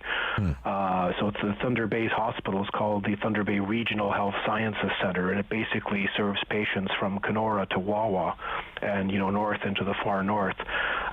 Similar kind of story. And so that does create specific issues, in terms of getting patients here and back. So healthcare costs in terms of travel are also an issue. So there'll probably be a lot of interest in what the party leaders have to say about how they would address physician shortages and also the cost of accessing shortages for people in more rural, remote communities to get to health care. Okay. Another issue, broadband, internet. Yes. The Ford government is touting, they're putting a lot of money into trying to expand high-speed internet access to rural, remote regions of Ontario. The federal government has a program. Elon Musk has his own program. That's true. Right? So give us a sense of what it's like right now and where it needs to be, in your opinion. Well, it all depends where you are. If you're in Thunder Bay or Sudbury or, one of the sort of 5 major cities, there's fiber optic cable and the broadband is fairly good. As soon as you get outside of the region, things start to get a bit sketchier, whether it's cell phone service or whether it's internet access. And so, connecting all these places up is what the goal is, but it's very expensive to provide, very small, remote communities with a separate fiber optic cable. So some type of, satellite approach might be more cost-effective in the long run. But the province has said it's going to spend $900 million on rural broadband, but that includes northern and southern Ontario. There's also parts of southern Ontario in the rural areas that also don't have access. So that is what the promise has been. And of course, there's the First Nations and the remote Indigenous reserves, where along with electrification and the water supply and broadband, the services there are nowhere near on par what they would be in a larger sort of northern Ontario, what is considered a metropolitan center like Thunder Bay or Sudbury. Okay. Livio De Matteo is with us, professor of economics at Lakehead University, senior fellow at the Fraser Institute. Something happened in the last 4 years I'd never seen happen before. A university went bankrupt in Ontario. Laurentian went bankrupt in Sudbury. Post-secondary education in Northern Ontario, you're at Lakehead University. Give us a sense of what some of the challenges are there. The university sector here basically is concentrated in Thunder Bay and Sudbury, although there are small universities in Sault Ste. Marie and in North Bay. The enrollment has not been as robust as the enrollment growth in the larger centers, but there's been compensation by either setting up satellite campuses or recruiting international students. So, even Lakehead right now probably has 15 to 20% of its students are international students, and they are taking their programs here. And that's really about the only way universities in Ontario in general have been keeping their heads above water, because essentially tuition has now been frozen for about 3-4 years. Government grants have not increased either, and so universities are basically taking in more international students that pay a much higher fee. So one of the issues at Laurentian, among others, is that they did not seem to have done as good a job at taking in international students, and that somehow was one of the factors weakening their revenue stream. They also seem to have had a fairly large amount of debt, and with the lack of growth in their enrollment base, that in the end was an issue, and there's also been some management issues there in terms of how they approach the problem. There seem to have been delays in accessing provincial help and support on the part of their management, their administration. And so that was probably also a factor. Okay. So the university sector here is, doing relatively well, depending on where you are. And the province has also basically created standalone med school now with NOSM and expanded its intake of physicians, students. And they've also turned a couple of the smaller colleges in the northeast part into small universities also. So in a sense, they've been expanding the university system in the north, but the enrollment from the region itself, given the demographics, is not sufficient in a sense to sustain it. They need students to either come here from other parts of Canada or from abroad in order to essentially pay the bills.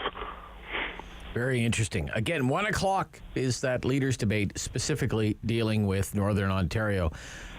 Livia De Matteo, very nice to speak to you today and get a snapshot of some issues that we may hear about in this debate. Thank you so much. My pleasure. Have a great day. Yeah, Professor of Economics at Lakehead in Thunder Bay.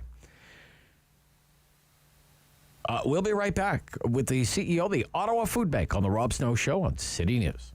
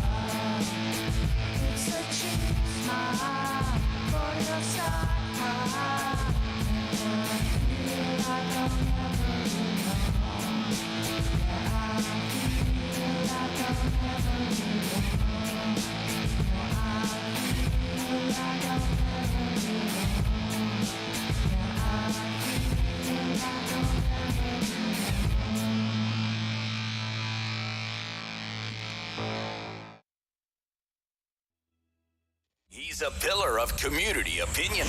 The Rob Snow Show returns On Rogers TV and City News. 101.1 FM And 1310 AM. Rachel Wilson is the CEO of the Ottawa Food Bank, joins me this morning on City News. Good morning. Good morning. How challenging is it right now for the Ottawa Food Bank to afford food? It is incredibly challenging for us right now. The cost of inflation has made things really expensive for us to purchase. We spend about $4 million every year on food alone, and we've seen our prices go up by at least 10% across the board, particularly for those fresh items that are so important to families right now. When you say 10%, your prices have gone up 10%. In what kind of time frame are you talking about? That's since at least September. We've, seen a steady increase, and we've seen a dramatic increase in the last couple of weeks for sure, especially around the prices of gas. We've got a lot of trucks that are on the road. We're doing home deliveries. We do almost 400 home deliveries every single month. All of that takes gas in a car, and I'm sure your listeners have seen how expensive it is right now to fill up a car. So you add that to our ever-growing list of bills, and things are just getting really expensive. Yeah. Another operating cost for you. The fleet of vehicles, right? The fleet of vehicles. Exactly. Yeah. How are you funded? We are almost completely donor funded. So 98% of our budget comes from the community. So we're very lucky and grateful to have such an amazing community here in Ottawa. We don't receive federal or provincial funding. We do receive some funding from the city, but otherwise we really rely on the generosity of strangers to help people that they may never meet in this city. And how would you describe your current funding situation? We're making it work. It's been very challenging. The last couple of years, the city has been very generous, but we're seeing our donations start to slow. So we're seeing it down about 15% in terms of cash donations, and food donations are down about 20%, which is not surprising when we see how expensive food is on the shelf. Someone was sharing the other day about how even a box of Kraft dinner now is so expensive. So we know it's harder for people to make a donation that way. So it means we're spending more on buying the food items that we know are needed right now for the 108 agencies that we work with. Yeah, my producer David sent me a picture last night. He texted me a picture last night of a box of Kraft dinner at a local grocery store. What was the price? $3.49? $3.49 for a box of, it was brand name Kraft dinner, but I mean, still Kraft. $3.49. Yeah, it's hard to believe that that's now almost like a luxury item as opposed to a staple item that was easily affordable. That's what I ate when I was in university, throw in a can of tuna, and, it's not a bad meal, but even now that's getting so expensive. Well, I preferred hot dogs, but I see. I know. No, look, what is, seriously, gosh, this is such a challenging environment. Food donations are down, cash donations are down. Your input costs are higher. Your fuel costs for your fleet of vehicles is much higher. Your food costs much higher. What about demand at the food bank? What's the situation there? Well, and unfortunately, it is the perfect storm because it's so expensive, not only for our organization, but for individuals and families right across the city to be able to make ends meet. So we're seeing an increase in demand as well. March was our highest client service ever in the history of the food bank. So we've been around for almost 39 years now. So we're seeing a dramatic increase in general. We've seen a 20% increase over last year. So it continues to increase right across the board at the agencies that we work with. And, we expect that those numbers are going to continue to climb. Who is using the food bank? There would be people on social assistance. ODSP is only $1,100 a month, for example. So there must be people who are relying on a stipend of some sort. But I'm wondering, what percentage would you know of your clients work for a living? Yeah, we know about 60% of our clients are on some support, whether that's ODSP or OW, which, obviously has not increased in the last couple of years and certainly has not kept pace with the inflation right now. So it's very challenging for people who are on social assistance. But that means about 40% of the people we serve are working. So they're either employed or underemployed, working part-time, working in the gig economy, or perhaps have not been able to return to work after the pandemic. But I think, that's one of the things the pandemic has really shown is that anyone could end up needing to use a food bank for a variety of reasons, whether it's a medical emergency, the loss of a job, or an unforeseen expense like a car repair or increasing prices. Yeah. There's many people who are needing to turn to a food bank who probably never imagined that they would. And when that person does that for the first time, I'm wondering what that must be like. And how you deal with that at the food bank, because that must be a great pride-swallowing moment for a lot of people. Like, I have to go to a food bank. How did I get here, kind of thing? How did it come to this, kind of thing? Yeah, we know that it's very challenging to make the choice to have to go to a food bank. Nobody wants to have to turn to a food bank for support. So we at the agencies right across the city, we try very hard to make it as easy as possible. We don't ask questions about your income or anything like that. We make it very simple. The only questions that are asked are how many people are in your household and the ages, so that we can provide the right amount of food. Obviously, a child would need a different amount of food than an adult, so we just ask those simple questions. All of our spaces are very welcoming. They're lovely people who work there, and they try and connect people with other services to help address what are the issues. That was going to be my next question. Can it be kind of a jumping off point if somebody needs access to, some sort of other social service, that whatever that might be? Yeah, absolutely. Yeah. Food is sort of the first thing that brings people to the door. And so we want to make sure that when people come, that we connect them with other services. Many of the food banks are in a community health and resource center already or are connected with one. So making sure that they sort of ask some of the questions around what other supports they might need and connecting them with those services. We think that's something that food banks can do and do really well and will help address the underlying issues of food insecurity. Okay. What do you need right now? If someone's listening and thinking, well, I could help the food bank. What do you need most of all?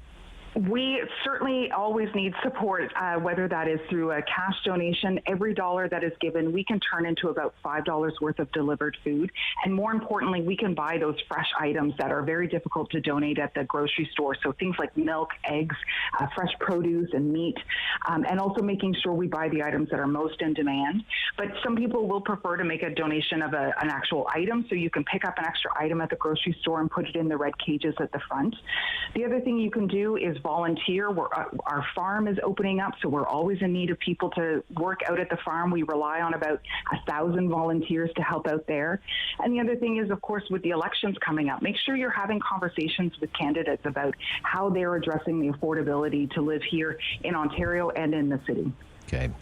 Thank you, Rachel Wilson. All the best. Thank you so much. Yeah, bye-bye. CEO, Ottawa Food Bank. The Rob Snow Show.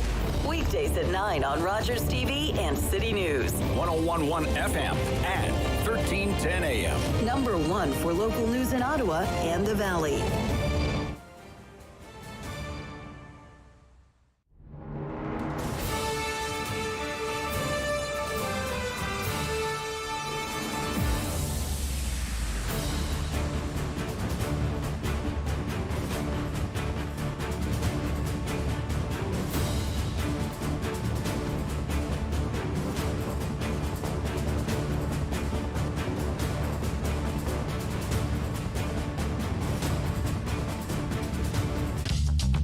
This program is brought to you by Ignite TV. Now you're in command. Visit Rogers.com.